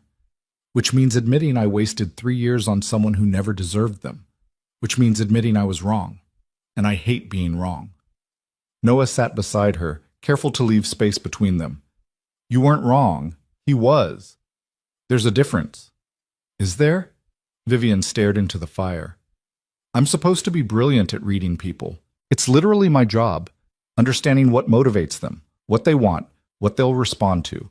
And I completely missed that the man I was going to marry was a narcissistic cheater who saw me as a trophy instead of a person. Love makes us blind. It's not a character flaw. It's human nature." "Love," Vivian repeated bitterly. "I'm not even sure it was love. Maybe it was just convenience. Compatible ambitions, good optics. He was handsome and successful and everyone expected us to be together, so we were." "Did you ever actually want to marry him?" The question seemed to surprise her. She was quiet for a long time, the firelight casting shadows across her face. "I wanted to want to," she said finally. "I wanted to be the kind of woman who could have it all, the career, the relationship, the perfect life. But every time I imagined the wedding, all I could think about was how much work it would be, how many decisions I'd have to make, how many opinions I'd have to manage. It felt like another project to execute perfectly instead of something to be excited about. That should have been a sign. Yes. But I ignored it, because admitting I didn't want to marry him meant admitting that maybe I didn't want marriage at all, or maybe just not with him. And I'd already said yes, already announced it, already become half of a couple that everyone admired. Walking away would have meant disappointing people, causing gossip, looking unstable. She laughed, a hollow sound. So I stayed. Right up until the moment I caught him with someone else, and the decision was made for me. Even then, part of me was relieved. Is that terrible? It's honest, Noah said, which is rare and more valuable than terrible. Vivian turned to look at him, and in the firelight she looked impossibly beautiful and impossibly sad. "Why are you being so kind to me?" she asked softly. "I threatened your job. I'm using you to make my ex jealous. I've dragged you into my mess. You should hate me. I don't hate you." "What do you feel then?" It was the most dangerous question she could have asked. Noah knew he should deflect, should keep things light and professional. But sitting there in her living room with the fire warm and the wine making him honest, and Vivian looking at him like his answer actually mattered, he couldn't lie. "I feel like I'm finally seeing you," he said. "The real you, not the legend. And I like what I see. I like that you cook. I like that you can quote old movies. I like that you're angry at Grant instead of just sad because it means you know your worth. I like that you trusted me enough to let me help you, even though trusting people is hard for you." He paused, knowing he should stop but unable to. "And I feel like this arrangement we made is getting really complicated. Because I agreed to pretend to date you, but somewhere along the way I started to care. And I don't know if that's part of the performance or if it's real, and I think you don't know either, and that terrifies me." The silence that followed felt enormous. Vivian stared at him, her expression unreadable. Noah waited for her to laugh it off, to retreat behind her Ice Queen mask, to end the evening and the arrangement and possibly his employment. Instead, she reached out and took his hand. "It terrifies me too," she whispered. Her thumb traced circles on his palm, the gesture unconscious and intimate. Noah's heart hammered so hard he was sure she could hear it. "I haven't been honest," Vivian continued, "with you or myself. I told myself this was just practical, a solution to a problem. But that's not entirely true. The truth is, I like spending time with you. I like how you see me and aren't afraid of what you find. I like how you make me laugh. I like that you're here, in my house, making my too big brownstone feel less empty." She looked up, meeting his eyes. "And that's terrifying because this was supposed to be simple. Pretend for a few weeks, convince Grant I've moved on, end the arrangement. But nothing about this feels simple anymore." "No," Noah agreed. "It doesn't." They sat there, hands linked, the fire crackling, the city humming beyond the windows. Noah was acutely aware of every point of contact between them. Her fingers against his, her knee almost touching his, the scent of her perfume mixing with wood smoke. "What do we do?" Vivian asked. It was the most uncertain Noah had ever heard her sound, like she was asking him to navigate something she couldn't strategy her way through. "I don't know," Noah admitted. "Maybe we just see where this goes? We keep preparing for the gala, we keep spending time together, and we stop trying to label what this is. Let it be what it needs to be." "That's not a plan. That's chaos." "Maybe you need a little chaos." Vivian laughed, the sound breaking the tension. "I really don't. Chaos is my nightmare." "Then maybe you need controlled chaos. Chaos with good intentions." "Is that what you are? My controlled chaos?" "If you want me to be." Vivian squeezed his hand, then released it, creating distance again. But this time it felt less like retreat and more like self-preservation. "It's late," she said. "You should probably go." Noah stood, knowing she was right, but not wanting to leave. "Same time tomorrow?" "Yes, but maybe less wine. We're getting too honest." "Is that bad?" "I don't know yet." Vivian walked him to the door, and they stood in the entryway in a moment that felt suspended. Noah wanted to kiss her, wanted to close the distance between them and find out if her lips tasted like wine and possibility, if the spark he felt was one-sided or mutual. But he didn't. Because rushing this, whatever this was, felt like the surest way to destroy it. "Good night, Vivian," he said instead. "Good night, Noah." He made it 3 steps down her brownstone stairs before she called his name. "Yeah? Thank you. For dinner, for listening, for not making this weird." "It is weird," Noah said, smiling, "but in a good way." Thursday night was easier and harder at the same time. Easier because they'd broken the ice, established that whatever was happening between them was mutual and real. Harder because that knowledge sat between them like a live wire, dangerous and impossible to ignore. They cooked together this time, Vivian teaching Noah how to make proper risotto while they talked about their worst first jobs and most embarrassing moments. They laughed until wine came out of Noah's nose, which made Vivian laugh even harder, which somehow led to them sitting on her kitchen floor at midnight eating gelato straight from the container and debating whether Die Hard was a Christmas movie. "It objectively is," Noah insisted. "It objectively is not. Christmas setting does not equal Christmas movie. By that logic, It's a Wonderful Life isn't a Christmas movie. That's completely different, and you know it." They didn't touch beyond accidental contact, didn't acknowledge the tension that hummed between them, but it was there, constant and undeniable. Friday evening, they finally practiced for the gala. Vivian wore a dress, midnight blue, elegant, stunning, and Noah wore the tuxedo that had been delivered that afternoon. They stood in her living room and practiced walking together, the way Noah should place his hand on her lower back, how close they should stand during conversations. "Closer," Vivian said. "We're supposed to be intimate. This looks like we're polite strangers." Noah stepped closer until he could feel the heat of her body through the thin fabric of her dress. "Better?" "Better." Her voice had gone slightly breathless. They practiced dancing because there would be dancing at the gala. Vivian pulled up a playlist of jazz standards on her phone, and they moved through her living room in a slow waltz that felt more dangerous than any boardroom negotiation Noah had ever witnessed. "You're a good dancer," Vivian murmured, her hand resting on his shoulder. "My mom made me take lessons in high school. I hated it then. I'm grateful now." "Why?" "Because I get to hold you," Noah said honestly. Vivian missed a step, stumbled slightly.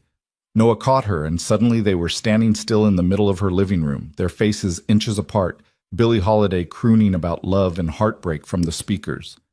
"Noah," Vivian whispered, we need to." "I know." But neither of them moved. The song changed. Something slower, sadder, more intimate. Noah's hand was still at Vivian's waist, hers still on his shoulder.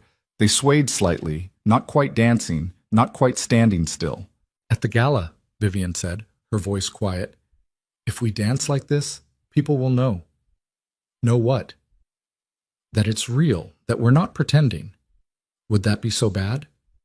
Vivian closed her eyes. "Yes. Because when this ends, when it inevitably ends, everyone will know that too. And I can't be the woman who fell for her employee, who let her guard down, who got hurt again. I can't give people that ammunition." "Who says it has to end?" "Everything ends, Noah, especially things that feel this good." The sadness in her voice broke something in Noah's chest. He wanted to argue, to tell her she was wrong, that they could make this work. But he was 27 years old and she was his CEO, and they lived in different worlds. Even if the feeling between them was real, the obstacles were insurmountable. "Then let's not think about endings," Noah said. "Let's just think about tomorrow night. One gala, one performance. We'll figure out the rest later."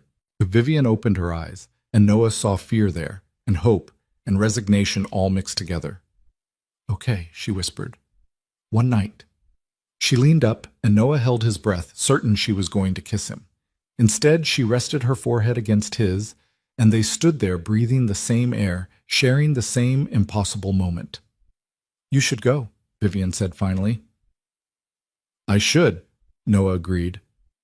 But it took them another 5 minutes to actually separate, another 3 for Noah to gather his things, another 2 to say goodbye at the door. Outside, the November night was brutal and cold. Noah walked to the subway with his hands in his pockets and his mind racing. 24 hours until the gala. 24 hours until he and Vivian would walk into a room full of industry elite and pretend their relationship was simple, uncomplicated, just another romance in a city full of them. 24 hours until he'd have to dance with her in public and pretend his heart wasn't breaking with how much he wanted it all to be real. Noah's phone buzzed as he reached the subway entrance. A text from Vivian. "I forgot to tell you, the car picks you up at 7 tomorrow. Don't be late." He started to type back a simple acknowledgement, then deleted it and wrote instead, "I can't wait." 3 dots appeared, disappeared, appeared again. Finally, "Me neither." Noah stood on the street reading those 2 words over and over, trying to decode them, to understand if they meant what he hoped they meant. Then he pocketed his phone and descended into the subway, Saturday night looming ahead like a promise and a threat wrapped into one perfectly formal evening. Whatever happened at the gala, Noah knew one thing with absolute certainty. There would be no going back to simple after this. No returning to boss and employee, to ice queen and junior creative, to people who existed in separate orbits. They'd crossed too many lines, shared too many truths, gotten too close to the fire. And tomorrow night, in front of everyone who mattered, they'd have to pretend none of it was burning them alive. Saturday arrived with the kind of crystalline November clarity that made Manhattan look like it was posing for postcards. Noah spent the morning trying to distract himself with errands, laundry, grocery shopping, anything to keep his hands busy, and his mind from spiraling into anxiety about the evening ahead. Marcus had left early for a weekend trip to Philadelphia, which meant Noah had the apartment to himself and far too much time to overthink everything. By 3 p.m., he'd reorganized his closet twice and deep-cleaned the bathroom. By 4, he was pacing. By 5, he was in the shower letting scalding water wash away the nervousness that felt like it had taken up permanent residence in his chest. The tuxedo hung on his closet door, perfect, inexpensive, and completely surreal. Noah touched the fabric, still half convinced this was an elaborate dream. That he'd wake up and it would be a normal Monday, and Vivian Rowe would still be the untouchable ice queen, and he'd still be the invisible junior creative. But the tuxedo was real. The past 3 weeks were real. And whatever was happening between him and Vivian, that terrifying, exhilarating, impossible thing, that was real too. His phone buzzed at 6:30. Cars downstairs. Noah gave himself one last look in the mirror. The man staring back looked confident, polished, like someone who belonged at charity galas and on the arm of powerful women. He tried to believe it. The car ride through Manhattan felt both endless and too short. Noah watched the city transform around him as they moved from his neighborhood in Brooklyn through progressively wealthier areas until they pulled up in front of the Plaza Hotel. The gala was being held in the Grand Ballroom, and even from outside Noah could see the spectacle of it. People in evening gowns and tuxedos ascending the steps, photographers clustered at the entrance, the kind of opulence that made his Midwestern roots feel impossibly far away. The driver opened his door, and Noah stepped out into the cold evening air and the camera flashes and the overwhelming sense that he was about to walk into something that would change everything. Vivian was waiting just inside the entrance, and the sight of her stopped Noah's heart. She wore crimson, a floor-length gown that was somehow both elegant and devastating, with a neckline that suggested everything and revealed nothing. Her hair was up in an intricate arrangement that must have taken hours, with small crystals woven through the dark strands that caught the light when she moved. Diamond earrings, diamond bracelet, diamond everything. She looked like royalty, like power incarnate, like every fantasy Noah had never let himself have. When she saw him, her expression transformed. The cool, professional mask melted into something warm and genuine, and so beautiful it made Noah's throat tight. "Hi," she said softly. "Hi, yourself?" Noah walked to her, suddenly not nervous at all, because this was Vivian. His Vivian, who cooked risotto and debated Christmas movies and trusted him with her vulnerability. "You look incredible. You clean up pretty well yourself." She reached up, adjusted his bow tie with familiar ease. "Ready?" "As I'll ever be." Vivian took his arm, her fingers cool against his sleeve, and together they walked into the grand ballroom. The space was magnificent. Soaring ceilings, massive chandeliers, round tables draped in white and gold surrounding a polished dance floor. Hundreds of people milled about in formal wear, the air thick with expensive perfume and expensive conversation. A string quartet played in one corner while waiters circulated with champagne and hors d'oeuvres that probably cost more than Noah's monthly rent. Every eye turned toward them as they entered. Noah felt the weight of those gazes, curious, assessing, calculating. He heard the whispers start immediately, saw the heads turning to get a better look at Vivian Rowe's mysterious date. But Vivian held her head high, her hand steady on Noah's arm, completely unbothered by the attention. She guided him through the crowd with easy confidence, stopping to greet people, introducing Noah with warmth that suggested he was important to her. "Vivian, darling," a woman in emerald green gushed, air-kissing both of Vivian's cheeks. "You look absolutely radiant. And who is this handsome young man?" "This is Noah Carter," Vivian said, and the way she said his name with affection, with pride, made Noah's chest warm. "Noah, this is Patricia Wentworth. She sits on the board of directors for the charity." Noah shook hands, smiled, made appropriate small talk. He fell into the role easily, channeling every lesson Vivian had taught him about navigating these events. Be charming, but not obsequious, intelligent but not pretentious, attentive to Vivian without being clingy. They worked the room together, a perfect team. Vivian would engage in conversation about business or charity initiatives, and Noah would add thoughtful comments or ask perceptive questions. When someone made Vivian laugh, Noah's hand would find the small of her back. When Vivian introduced him, her fingers would lace through his. To anyone watching, they looked like a couple completely in sync, comfortable with each other, happy. And the terrifying truth was, they weren't acting. Around 8:30, they found their assigned table. Vivian had arranged for them to sit with several friendly colleagues from Sterling and Rowe and their partners, a strategic choice that meant allies rather than interrogators. Dinner was served, multiple courses that Noah barely tasted, too aware of Vivian beside him, of her hand occasionally resting on his knee under the table, of the way she'd lean close to whisper commentary about various attendees that made him fight to keep from laughing out loud. "See the man in the terrible toupee by the bar?" she murmured. "That's Richard Hastings. 3 wives, 4 bankruptcies, and somehow still convinced he's the smartest person in every room. The toupee isn't helping his case. No, it is not." The evening felt almost normal, almost like they were actually just a couple enjoying an event together.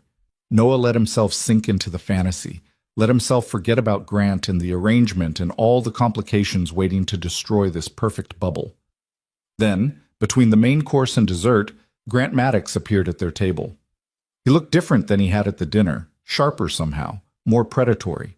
He wore his tuxedo like armor, and his smile was all calculated charm and underlying cruelty. The woman on his arm tonight was a brunette, younger than his previous dates, looking uncomfortable in a dress that was slightly too tight. "Vivian," Grant said, his voice carrying across the table. "What a coincidence. We keep running into each other." Vivian's hand tightened on Noah's leg, but her expression remained serene. "Not much of a coincidence at an industry event, Grant."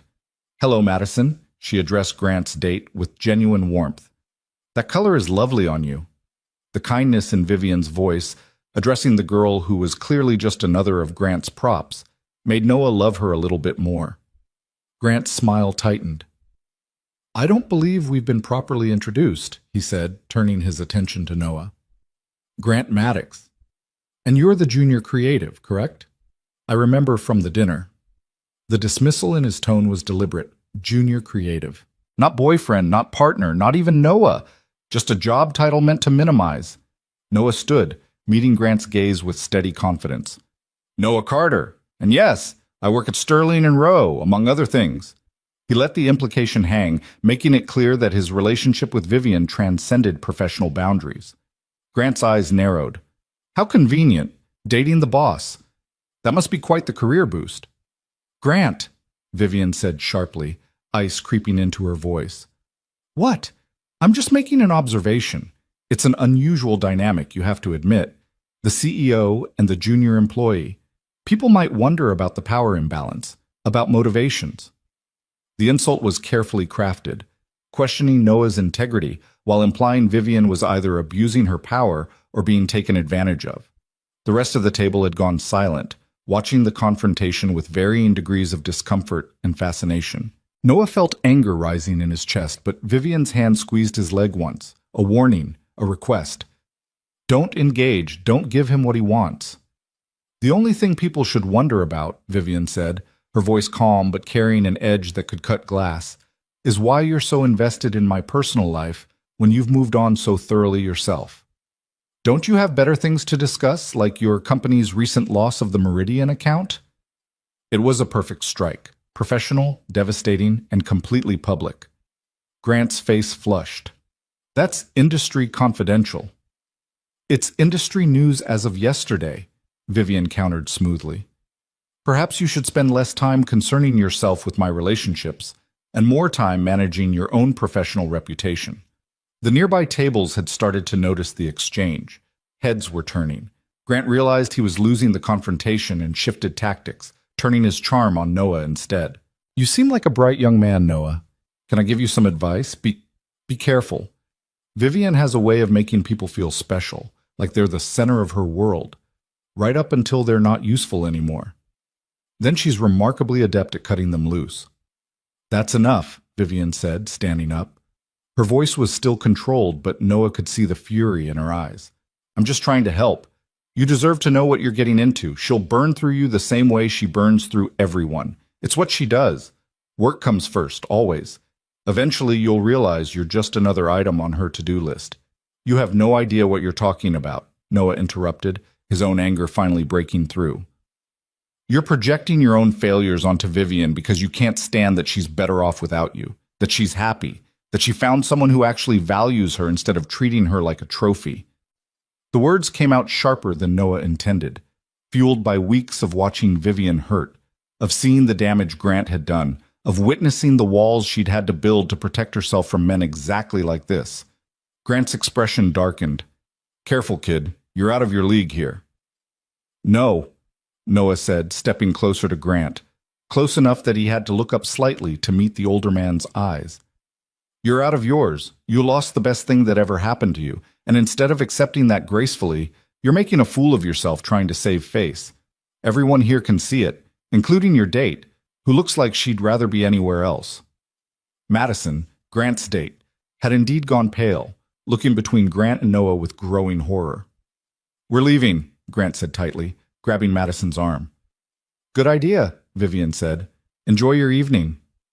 Grant stalked away, practically dragging Madison behind him. The tables around them slowly returned to their own conversations, though Noah could feel the gossip spreading like wildfire through the ballroom. Noah sat down heavily, his heart racing. I'm sorry, I shouldn't have. That was perfect, Vivian said quietly. Her hand found his under the table, gripping tight. Absolutely perfect. Thank you. He was being cruel to you. He usually is.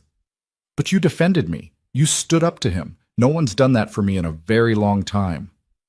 The gratitude in her voice made Noah's anger dissolve into something softer, warmer. He turned his hand over, lacing his fingers through hers properly. Someone should have done it a long time ago. The rest of dinner passed in a blur.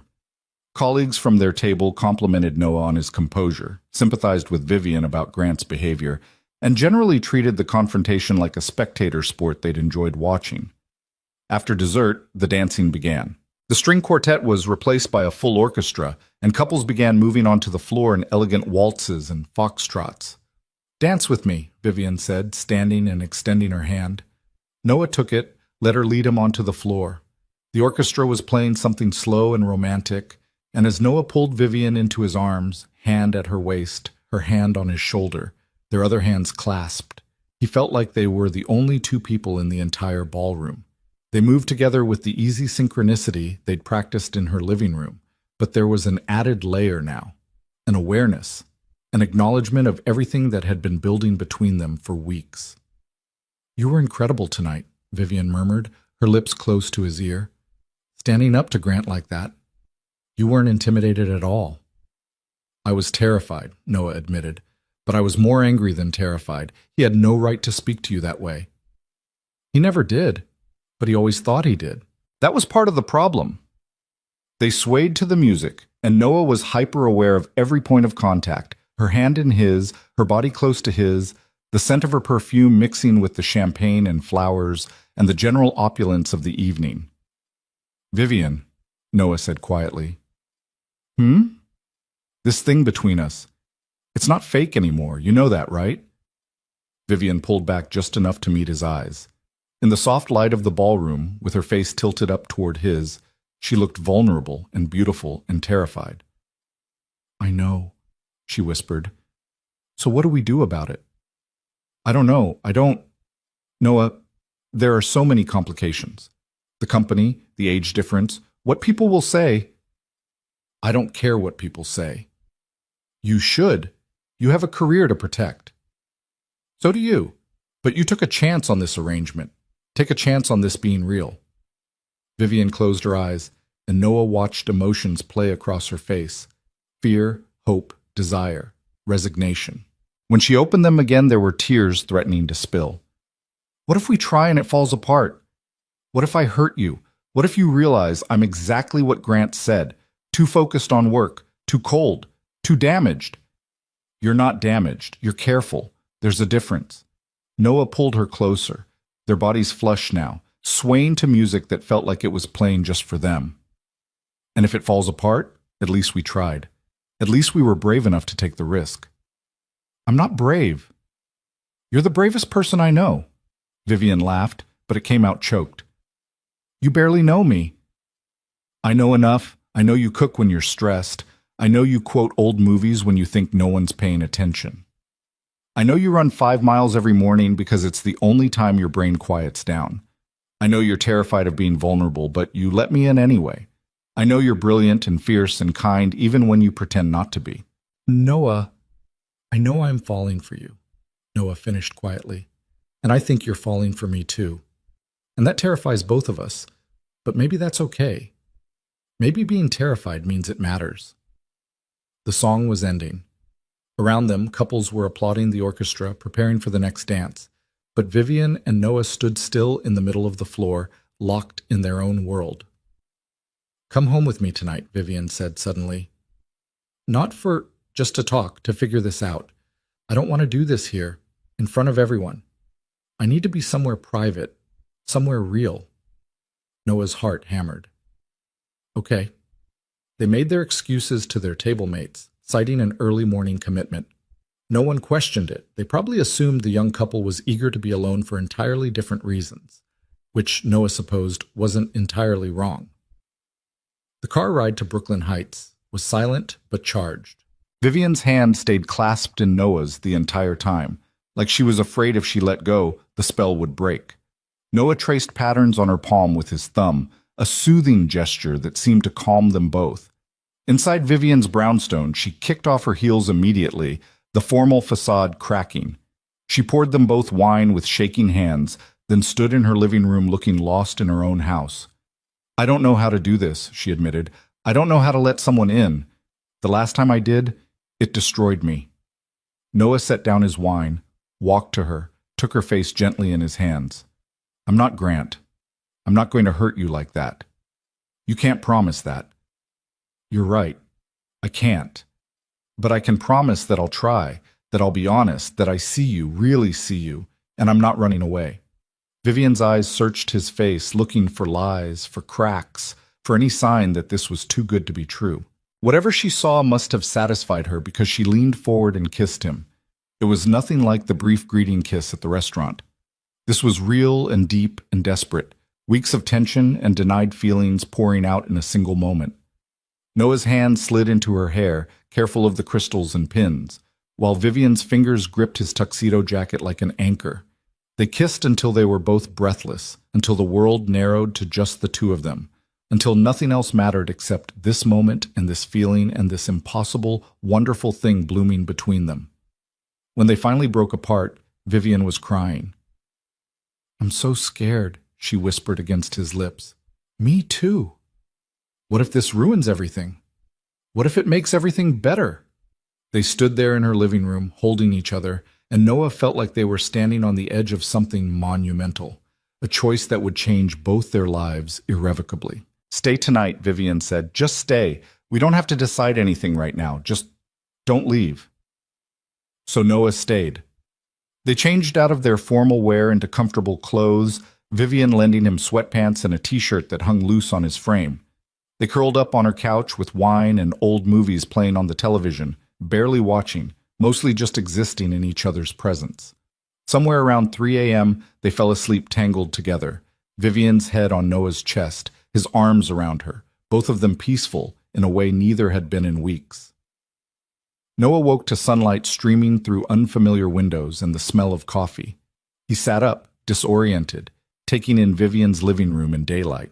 The throw blanket someone, Vivian probably, had draped over him during the night, the 2 empty wine glasses on the coffee table, the suit jacket and crimson gown draped over the chair like evidence of the night before.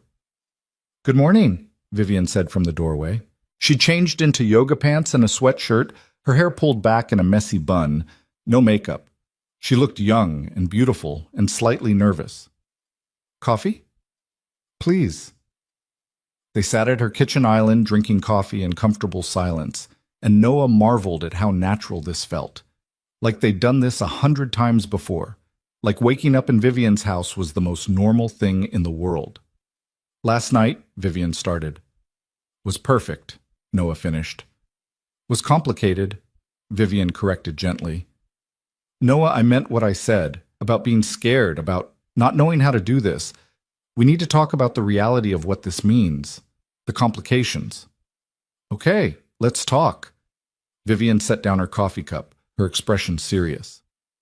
First, there's the company. We have policies about workplace relationships, especially between different levels of hierarchy. If we do this, if we make this real, we have to disclose it to HR. There will be paperwork, possibly restructuring to avoid conflicts of interest. You might have to change departments or reporting structures. I can do that. Second, there's the optics. People will talk. Some will say you're using me for career advancement. Some will say I'm having a midlife crisis. Some will call it inappropriate regardless of what the policy says. Can you handle that? Can you handle being known as the CEO's boyfriend instead of just Noah Carter, talented creative? Noah considered this. It wasn't an idle question. Vivian was asking if he could handle losing his professional identity to their relationship. I can handle it if you can, Noah said, because they'll say worse about you, that you're unprofessional, that you're abusing your power, that you're emotionally compromised. Can you handle that? Vivian flinched. I've handled worse. That's not what I asked.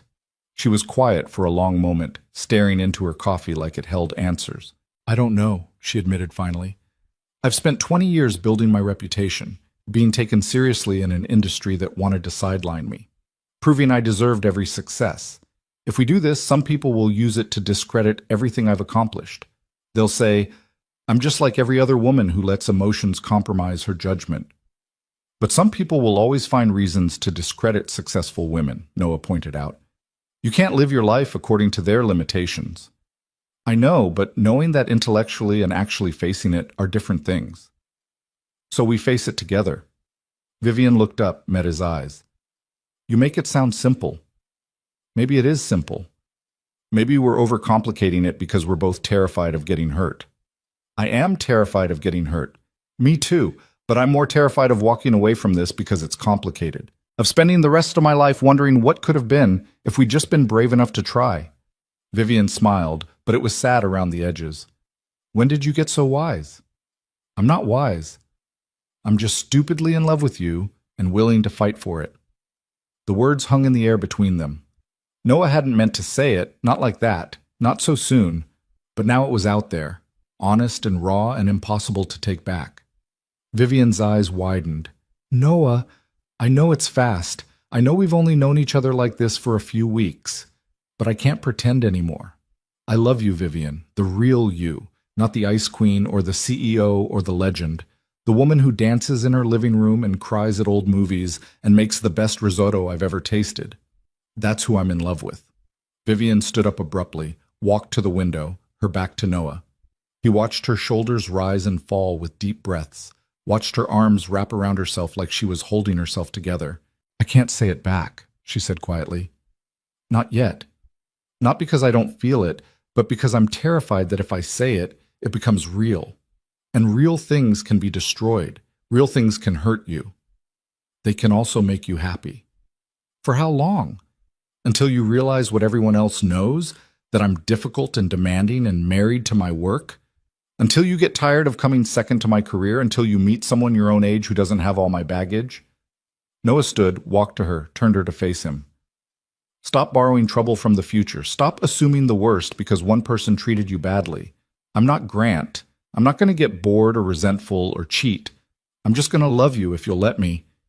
Tears spilled down Vivian's cheeks. I want to let you. I want to believe this can work. But I'm so scared, Noah. I'm so scared of losing myself in this, of losing you, of losing everything if it all falls apart. Then we'll be scared together, but we'll also be happy together. We'll figure it out as we go. Vivian kissed him then, desperate and grateful and terrified all at once. When they broke apart, she rested her forehead against his. Okay, she whispered. Okay. We try. We make this real. We face whatever comes together. Relief flooded through Noah's chest. Yeah? Yeah. They spent Sunday tangled up in each other, talking, planning, navigating the logistics of making their relationship official. Monday morning, they would meet with HR together. They would fill out the disclosure forms. Noah would transfer to a different creative team with a different supervisor to eliminate the direct reporting relationship. They would be transparent, professional, and unapologetic about their relationship. It felt terrifying and exhilarating and right. That night, as Noah finally headed home to his own apartment, Vivian walked him to the door. "Thank you," she said, "for being patient with me, for not giving up when I was difficult. You're not difficult, you're careful, and you have every right to be. I'll see you tomorrow." "At the office." "At the office," Noah confirmed, then quieter. "I love you." Vivian's breath caught. She kissed him softly, then pulled back with tears in her eyes. "I'm getting there," she whispered. "I promise, I'm getting there." It was enough. For now, it was enough. Noah walked home through Brooklyn with his hands in his pockets and hope blooming warm in his chest. They were going to try. They were going to make this real. They were going to face whatever complications came their way together. He had no idea that the complications were about to become catastrophic. Monday morning, Noah arrived at Sterling and Rowe early, nervous but determined. He and Vivian had agreed to meet with HR at 9 a.m. The disclosure, the restructuring, it would all be official by lunchtime. But when Noah got to his desk, he found Marcus waiting for him with a laptop and an expression that made Noah's stomach drop. "We need to talk," Marcus said grimly, "and you're not going to like it." On the screen was an email, anonymous, sent to the entire company board of directors, and attached to it were photos from the gala, photos of Noah and Vivian dancing, photos of them holding hands, photos of them kissing outside the plaza, and the email subject line read, "Inappropriate relationship between CEO and subordinate employee. Investigation required." Noah felt the bottom drop out of his world. Someone had been watching them. Someone had documented their relationship, and someone had just weaponized it against them both. The trap had sprung, and Noah had no idea how they were going to survive it. Noah stared at the laptop screen, his vision blurring around the edges as his brain struggled to process what he was seeing. The photos were professional quality, too professional to be random phone shots from other gala attendees. Someone had hired a photographer. Someone had planned this. "When did this go out?" Noah asked, his voice hollow. "Around 7 this morning. The board's already calling an emergency meeting. HR sent out a summons for both you and Vivian at 10 a.m. Marcus's face was grim. "Noah, this is bad. Really bad. They're calling it an ethics violation, potential abuse of power, failure to disclose a conflict of interest. The email specifically mentions that you're a subordinate employee and that this relationship could constitute—" "I know what it constitutes," Noah interrupted. His hands were shaking. "We were going to disclose today. We had an appointment with HR at 9. We were doing everything right. Except someone didn't want to give you that chance." Marcus closed the laptop. "Any idea who?" Noah's mind immediately went to Grant. It had to be Grant. The timing was too perfect. The weekend after the gala where Noah had publicly defended Vivian, where Grant had looked like a fool in front of his peers. This was revenge, pure and simple. But proving it was another matter entirely. "I need to talk to Vivian," Noah said, standing up so fast his chair rolled backward. "Noah, wait. Think about this. If you go to her office right now, you're just giving them more ammunition. You need to be strategic." "I need to make sure she's okay." Noah's phone buzzed, a text from Vivian. "Don't come to my office, don't react, meet me at 9:45 in conference room B. We handle this together." Even in crisis, she was thinking strategically. Even ambushed, she was planning their defense. Noah spent the next 2 hours at his desk trying to look normal while his world imploded around him. Colleagues whispered and stared. Some looked sympathetic, others scandalized, most just curious to see how this drama would unfold. The creative department buzzed with speculation. How long had the affair been going on? Was it consensual? Was Noah using Vivian, or was she using him? Would they both be fired? At 9:40, Noah made his way to conference room B. It was a small meeting space tucked away from the main floor, rarely used. Vivian was already there, standing at the window with her back to the door. She'd dressed for battle, a black suit that looked like armor, her hair in its most severe bun, heels that added 3 inches to her height. But when she turned and saw Noah, her mask cracked. "Are you okay?" she asked immediately, crossing to him. "Am I okay? Vivian, you're the one who's—" "This email went to the board. Your board. They're going to crucify you for this." They're going to try. Vivian's jaw set. But I didn't build this company from nothing by rolling over when threatened. Sit down. We need to prepare. They sat across from each other at the small conference table, and Vivian pulled out a legal pad covered in her neat handwriting. She'd clearly been up for hours, planning. The photos were taken by a professional, she said without preamble. I've already had my assistant contact the plaza's event coordinator. There was no official photographer hired for candid shots outside the venue, which means someone hired a private photographer specifically to document us. Grant. Almost certainly, though proving it will be difficult. The email was sent from an anonymous account, routed through multiple servers. My IT team is working on tracing it, but I'm not optimistic. What are they going to ask us in the meeting? Vivian met his eyes. They're going to ask when the relationship started. They're going to ask if it's consensual. They're going to ask if I've shown you any preferential treatment, promotions, raises, special assignments. They're going to ask if you felt pressured or coerced at any point. None of that happened. We haven't even been actually together until Saturday night. Before that, it was just what? Vivian's expression was unreadable. How do we explain the arrangement without making it sound worse? That I asked you to pretend to be my boyfriend to make my ex jealous? That sounds exactly like an abuse of power. Noah hadn't thought of that. The truth? That Vivian had initially threatened his job in a moment of panic, that they'd agreed to a fake relationship that became real, sounded damning when stripped of context and emotion. We tell them the truth, Noah said firmly. All of it. The bar, Grant, the arrangement, everything. We tell them that yes, it started in a complicated way, but that we addressed it.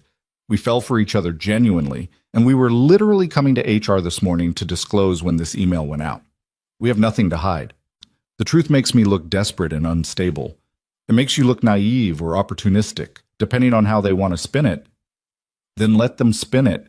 We know what actually happened. We know our intentions were good, even if the execution was messy. Vivian smiled sadly. You're so optimistic. It's one of the things I love about you. The words hung in the air. Vivian's eyes widened slightly, like she hadn't meant to say it out loud. You love me? Noah asked quietly. Vivian looked away, her composure fracturing. I was getting there. I told you I was getting there. But now everything's falling apart, and I don't know if we'll survive this. And I can't lose you and my company in the same week, Noah. I can't. Noah stood, walked around the table, pulled Vivian to her feet and into his arms. She resisted for a second, then collapsed against him, her careful control shattering. We're going to survive this, Noah said into her hair.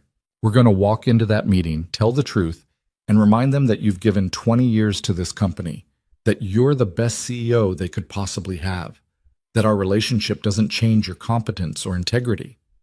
What about your career? If they force you out, then I'll find another job. There are other agencies, but there's only one you.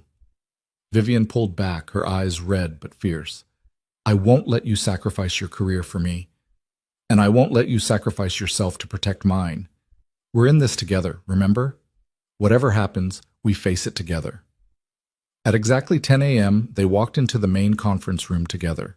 The space was dominated by a long glass table where 5 board members sat in judgment, 3 men and 2 women, all looking stern and uncomfortable. The head of HR, Linda Morrison, sat at one end with a thick folder of documents. A lawyer Noah didn't recognize sat at the other end, presumably there to protect the company's interests. Vivian took her seat at the table with perfect composure, every inch the CEO. Noah sat beside her, trying to project confidence he didn't feel. Thank you for meeting with us on such short notice, Linda Morrison began. She was a woman in her 50s with kind eyes that currently held no warmth. I'm sure you both understand the seriousness of this situation. We do, Vivian said calmly, though I'd like to note that Noah and I were scheduled to meet with your office at 9 a.m. this morning to voluntarily disclose our relationship. The anonymous email preempted our disclosure by approximately 2 hours. This clearly surprised the board members. Linda consulted her notes. You had a scheduled appointment? Yes, Friday afternoon. I called your office and scheduled it. You can verify with your assistant. Noah and I became aware that our relationship had progressed beyond professional boundaries, and we wanted to handle the disclosure properly and transparently. When did this relationship begin? One of the board members asked, Robert Chen, a venture capitalist with a reputation for ruthlessness. Vivian and Noah exchanged a glance. This was it. The moment where they either lied to protect themselves or told the truth and accepted the consequences. That's complicated, Vivian said. The full truth is complicated and in some ways unflattering to me. But I'm going to tell you anyway because transparency is more important than my pride. She proceeded to lay out everything, the bar, Grant's harassment, her moment of panic when she'd grabbed Noah and said words she regretted, the fake dating arrangement they'd made to help Vivian navigate social situations where Grant would be present, the gradual evolution from performance to genuine feeling, the decision this weekend to make the relationship real, their plan to disclose this morning. Noah watched the board members' faces as Vivian spoke. Some looked skeptical, others sympathetic. Robert Chen's expression remained unreadable. So you're saying, Chen said when Vivian finished, that you threatened Mr. Carter's employment to coerce him into pretending to be your boyfriend? In a moment of panic and poor judgment, yes. I apologized immediately and offered him multiple opportunities to withdraw from the arrangement without consequences. He chose to help me of his own volition. Mr. Carter, Linda Morrison turned to Noah. Is that accurate? Did you feel you had a choice in this arrangement? Noah sat up straighter. Ms. Rowe's initial request was made in a moment of crisis. But yes, I had a choice. She made it clear multiple times that I could walk away. I chose to stay because I saw someone I respected in genuine distress and I wanted to help. The fact that we developed real feelings for each other was unexpected, but genuine. Did Ms. Rowe show you any preferential treatment during this time? The lawyer asked. Promotions, raises, special assignments? No, actually, she rejected 3 of my campaign pitches in the past month. If anything, she was harder on me than usual to avoid any appearance of favoritism. Can anyone corroborate this arrangement? Another board member asked. Sarah Winters, one of the few people who'd always seemed to support Vivian. Several people at the client dinner and the charity gala can confirm we were attending as a couple, Vivian said. And my assistant can verify that I requested time off my calendar for personal matters related to preparing for these events. I also have text messages between Noah and myself discussing the arrangement, if you'd like to review them. That won't be necessary at this time, Linda said. What I'm trying to understand is whether this relationship constitutes a violation of our workplace conduct policies. Ms. Rowe, as CEO, you're held to a higher standard. Dating a subordinate employee, regardless of the circumstances, creates the appearance of impropriety, if not actual conflict of interest. I understand that, Vivian said, which is why Noah and I plan to address it this morning. We've already discussed restructuring Noah's reporting relationship so that he no longer reports to me directly or indirectly. We're willing to sign any additional agreements or disclosures you require. We want to do this right. The problem, Robert Chen interjected, is that the damage is already done. This email went to the entire board. People are talking. Clients are asking questions. The optics are terrible. CEO dating a junior employee, significant age gap, secret relationship. It looks like exactly the kind of scandal this company doesn't need. With all due respect, Robert, Vivian said, her voice taking on an edge, the only scandal here is that someone felt the need to weaponize a consensual adult relationship for their own purposes. Noah and I are both single. We're both adults. We developed feelings for each other, and we're handling the disclosure appropriately. The fact that someone chose to make it public in the most damaging way possible says more about them than it does about us. Nevertheless, Chen continued, we have to consider what's best for the company, and I'm not sure having our CEO involved with a subordinate, regardless of the circumstances, is what's best. The implicit threat hung in the air. Vivian's hand clenched on the table, but her expression remained composed. Are you suggesting I should end my relationship to maintain my position? Vivian asked quietly. I'm suggesting that as CEO, you have to make difficult choices. Your personal life affects the company whether you want it to or not. That's not fair, Noah interjected, unable to stay quiet. You're asking her to choose between her personal happiness and her professional success. Would you ask the same of a male CEO? Because I noticed that when David Hartford was dating his assistant 3 years ago, this board didn't say a word. When Marcus Klein married someone 20 years younger who used to work in his department, there was no investigation. But Vivian dates someone and suddenly it's a scandal that requires intervention? The room went silent. Linda Morrison looked uncomfortable. Sarah Winters looked impressed. Robert Chen looked furious. "Mr. Carter, you're out of line," Chen said. "Am I? Or am I just pointing out a double standard that everyone else is too polite to mention?" Noah turned to address the full board.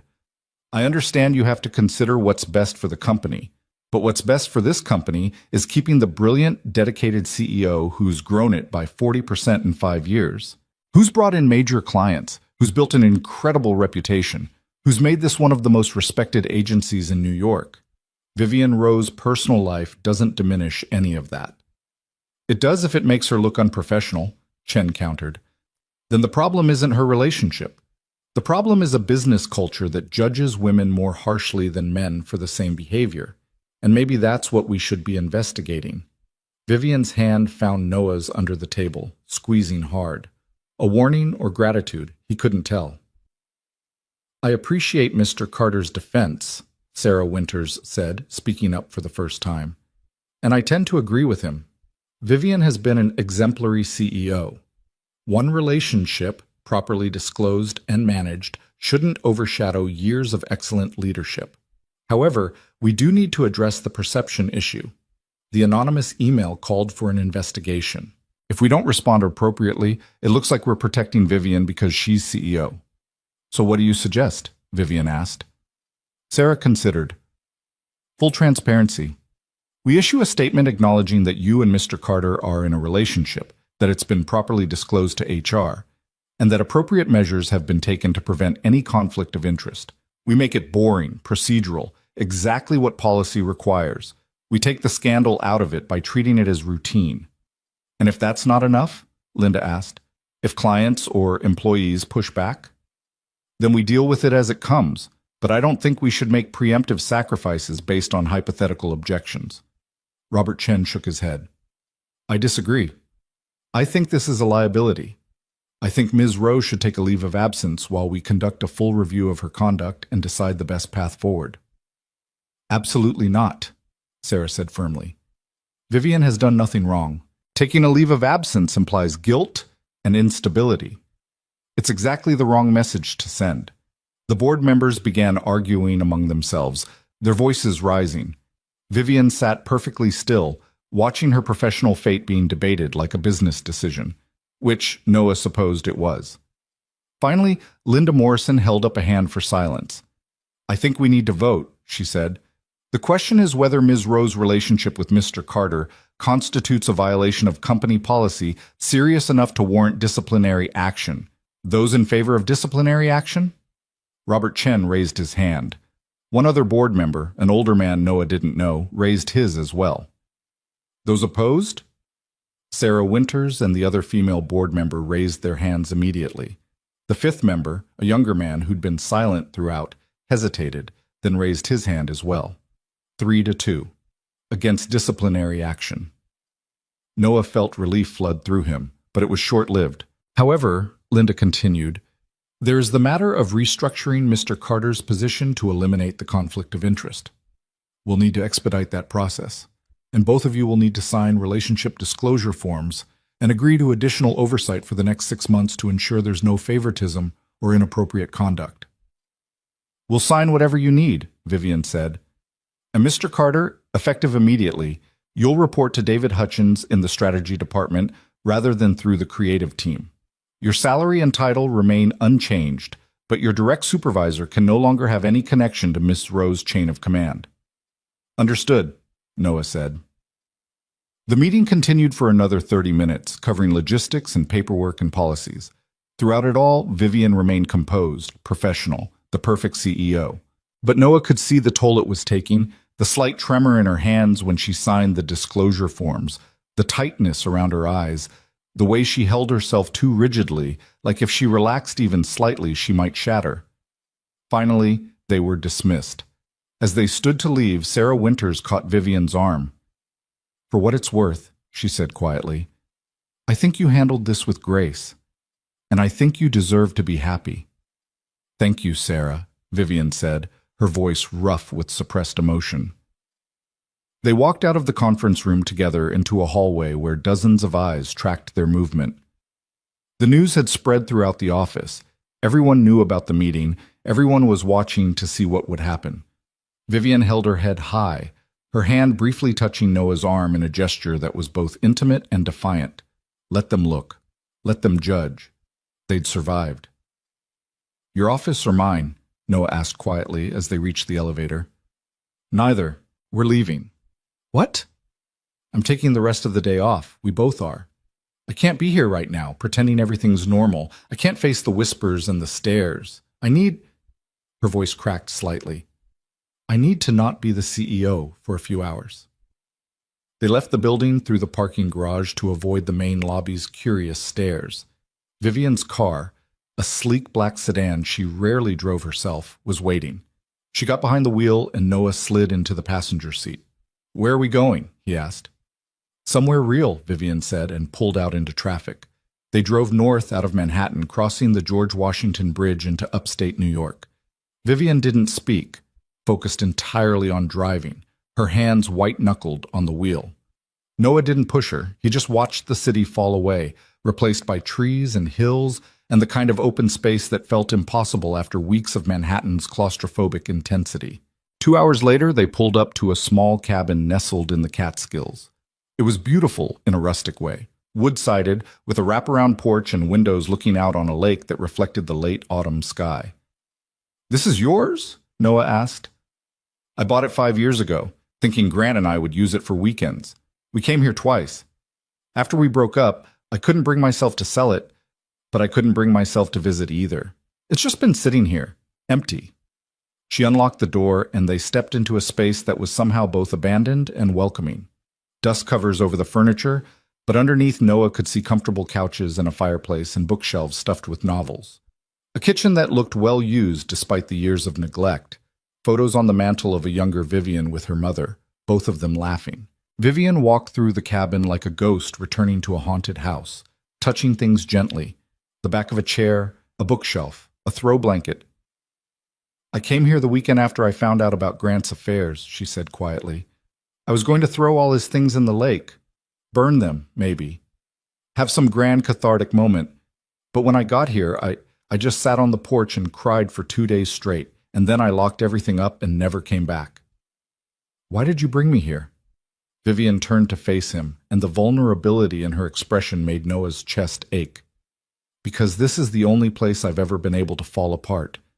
The only place where I'm not the CEO or the ice queen or the woman who has to hold it together. I'm just me. And I wanted you to see that. The me that falls apart. As if on cue, Vivian's composure finally shattered. She sank onto the dust-covered couch and buried her face in her hands, her shoulders shaking with sobs she'd been holding back for hours. Noah sat beside her, pulling her into his arms. She clung to him like a lifeline, crying with the kind of complete abandon that spoke to years of suppressed emotion, not just today's crisis. I almost lost everything, she choked out between sobs. My company, my reputation, you. I almost lost all of it because I was stupid enough to fall in love. You didn't lose anything. We survived. Barely. And only because the vote went our way. If one more board member had sided with Chen, she pulled back, her face blotchy and tear-stained and more beautiful than Noah had ever seen it. How do we do this, Noah? How do we build a relationship when the whole world is waiting for us to fail? We do it by not caring what the whole world thinks. We do it by being honest with each other and fighting for each other and remembering why we're doing this in the first place. Because we're stupidly in love, Vivian said, echoing his words from Sunday morning. Because we're stupidly in love, Noah confirmed. Vivian laughed through her tears. When did you become the wise one? I learned from the best. They sat there as afternoon faded into evening, holding each other in the cabin that Vivian had bought for a future that never materialized. Outside, the lake turned gold with sunset, then silver with moonrise. Inside, Noah built a fire in the fireplace while Vivian found wine and crackers and cheese that was somehow still good despite the years of abandonment. They talked for hours about the meeting, about their fears, about what came next, about how to navigate a relationship under scrutiny, how to protect each other while also protecting themselves, how to build something real in the ruins of Vivian's carefully controlled life. "I need to tell you something," Vivian said around midnight, curled against Noah on the couch. "Something I haven't said." "Okay." "I love you." The words came out quiet but certain. "I fought it for weeks because it terrified me. But today, sitting in that conference room, all I could think was that if I lost you, nothing else mattered. Not the company, not my reputation, not any of it. You matter more." Noah's throat went tight. "Say it again." "I love you, Noah Carter. I love your optimism and your kindness and the way you see the best in people even when they don't deserve it. I love that you defend me when no one else will. I love that you make me want to be brave instead of just being careful. I love you." Noah kissed her, deep and slow and full of promise. When they broke apart, both of them were crying. "I love you too," he whispered against her lips. "I'm going to keep loving you through every board meeting and every complication and every moment when you're terrified. I'm not going anywhere. Even though I'm difficult and demanding and married to my work, even though. Because you're also brilliant and fierce and brave enough to choose happiness even when it's risky. That's the woman I love."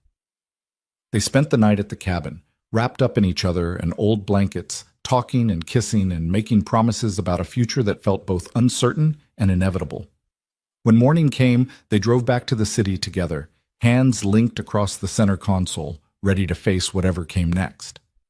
The next few weeks were a strange adjustment. Noah moved to the strategy department, which was awkward but manageable. Some colleagues were supportive, others coldly professional, a few outright hostile. The gossip eventually died down to background noise, just another piece of office drama to be replaced by the next scandal. Vivian faced more scrutiny. Clients asked pointed questions, competitors whispered about her judgment, industry publications ran thinly veiled articles about CEOs who let personal relationships compromise their leadership. But she weathered it all with the same steel spine she'd always had, refusing to apologize for being happy. The investigation into the anonymous email went nowhere. The trail was too well covered, though everyone suspected Grant was behind it. Vivian considered legal action, but ultimately decided it wasn't worth the energy. Grant had already lost the battle that mattered. He'd tried to destroy her and failed. 6 weeks after the board meeting, Noah and Vivian attended another charity gala together. This time there was no pretense, no performance. They walked in as a real couple, openly affectionate, completely unbothered by the stares. Grant was there, alone this time, looking diminished somehow. When he saw them, he turned away. Vivian didn't even glance in his direction. "He's not worth your attention," Noah murmured. "I know," Vivian said, smiling up at him. "I have better things to focus on." They danced under the chandeliers, and this time Vivian looked nothing but happy. Free from fear, from pretense, from the weight of other people's expectations. "Thank you," she said as they swayed to the music. "For what?" "For being brave when I couldn't be. For fighting for us.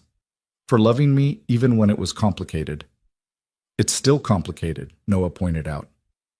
"Yes, but it's also real and worth it." 3 months later, on a Friday evening in February, Noah found himself back at the Crown and Anchor, the bar where this whole impossible story had started. But this time, Vivian was there by choice, not by panic. She sat at the bar in jeans and a sweater, her hair down, looking relaxed and happy, and nothing like the terrified woman who'd grabbed his wrist that night in November. "Remember this place?" Noah asked, sliding onto the stool beside her. "How could I forget? This is where I threatened to fire you if you didn't take me home." Worst pickup line ever. "It worked, didn't it?"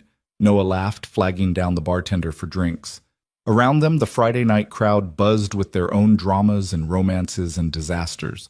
But Noah and Vivian existed in their own bubble, comfortable and content. "I have something to tell you," Vivian said, her fingers playing with the stem of her wine glass. "Should I be worried?" "That depends on how you feel about permanence." Noah's heart skipped. "What kind of permanence?" Vivian reached into her bag and pulled out a small velvet box. Noah's eyes widened. Vivian, wait, it's not what you think. Not exactly. She opened the box to reveal two simple matching bands, white gold, elegant, understated. I'm not proposing, not yet, not until we're both ready.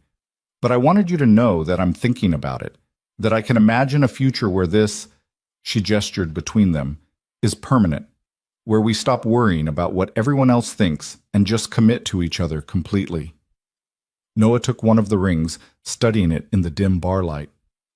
These are beautiful. They're a promise that I'm all in, that I'm not running away when things get hard, that you're not just a chapter in my story, you're the rest of it, if you want to be. Noah slipped the ring onto his finger. It fit perfectly, like it had been made for him, which, knowing Vivian, it probably had been. I want to be, he said quietly. I want all of it. The complications and the board meetings and the gossip. I want the cabin in the Catskills and Sunday mornings making risotto. I want your brilliant mind and your terrible jokes and the way you fall asleep during old movies, even though you love them. I want all of it. Vivian's eyes glistened.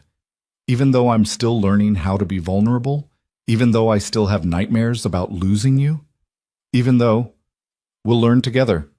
She kissed him there in the bar, right where their story had started, surrounded by strangers who had no idea they were witnessing the full circle of something that had begun in panic and fear and evolved into something real and lasting and brave.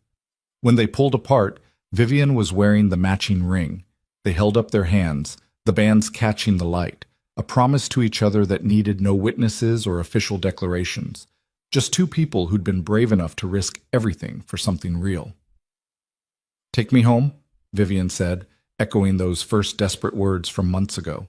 But this time there was no threat, no desperation, no fear, just love and choice, and the certainty that whatever came next, they'd face it together. Always, Noah said. They walked out of the Crown and Anchor hand in hand, two people who'd survived scandal and scrutiny and their own fears to build something neither of them had believed possible. The November night had turned into a February evening, cold but promising spring. Manhattan glittered around them, indifferent as always to human drama, already moving on to the next story. But Noah and Vivian had found their ending, and their beginning. Not perfect, not simple, but absolutely, completely real. And in a city built on facades and performances and carefully curated images that made it rare and precious and worth every risk they'd taken to find it, the Ice Queen had melted. The junior creative had found his voice, and together they'd proven that sometimes the most complicated beginnings lead to the most beautiful endings. Sometimes all it takes is one person brave enough to say, "Take me home," and another brave enough to answer, "Always." Sometimes love is messy and scandalous and complicated and absolutely worth fighting for. And sometimes, in the middle of Manhattan's endless chaos, two people find exactly what they needed in the last place they expected to look, in each other. That night they went home to Vivian's brownstone, to the life they were building together one brave choice at a time. And as they stood in her kitchen cooking dinner side by side, laughing about something ridiculous, the matching rings on their fingers catching the light, Noah realized that this was what happiness looked like. Not the absence of complications or fear or challenge, but the presence of someone who made facing all of it worthwhile. Someone who chose you. Every day. Even when it was hard.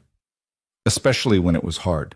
And that, Noah thought as Vivian smiled at him over her wine glass, her eyes full of love and promise and hope for all the tomorrows they'd face together, was the best ending of all. Not an ending at all, really. Just a beginning that they'd been brave enough to fight for.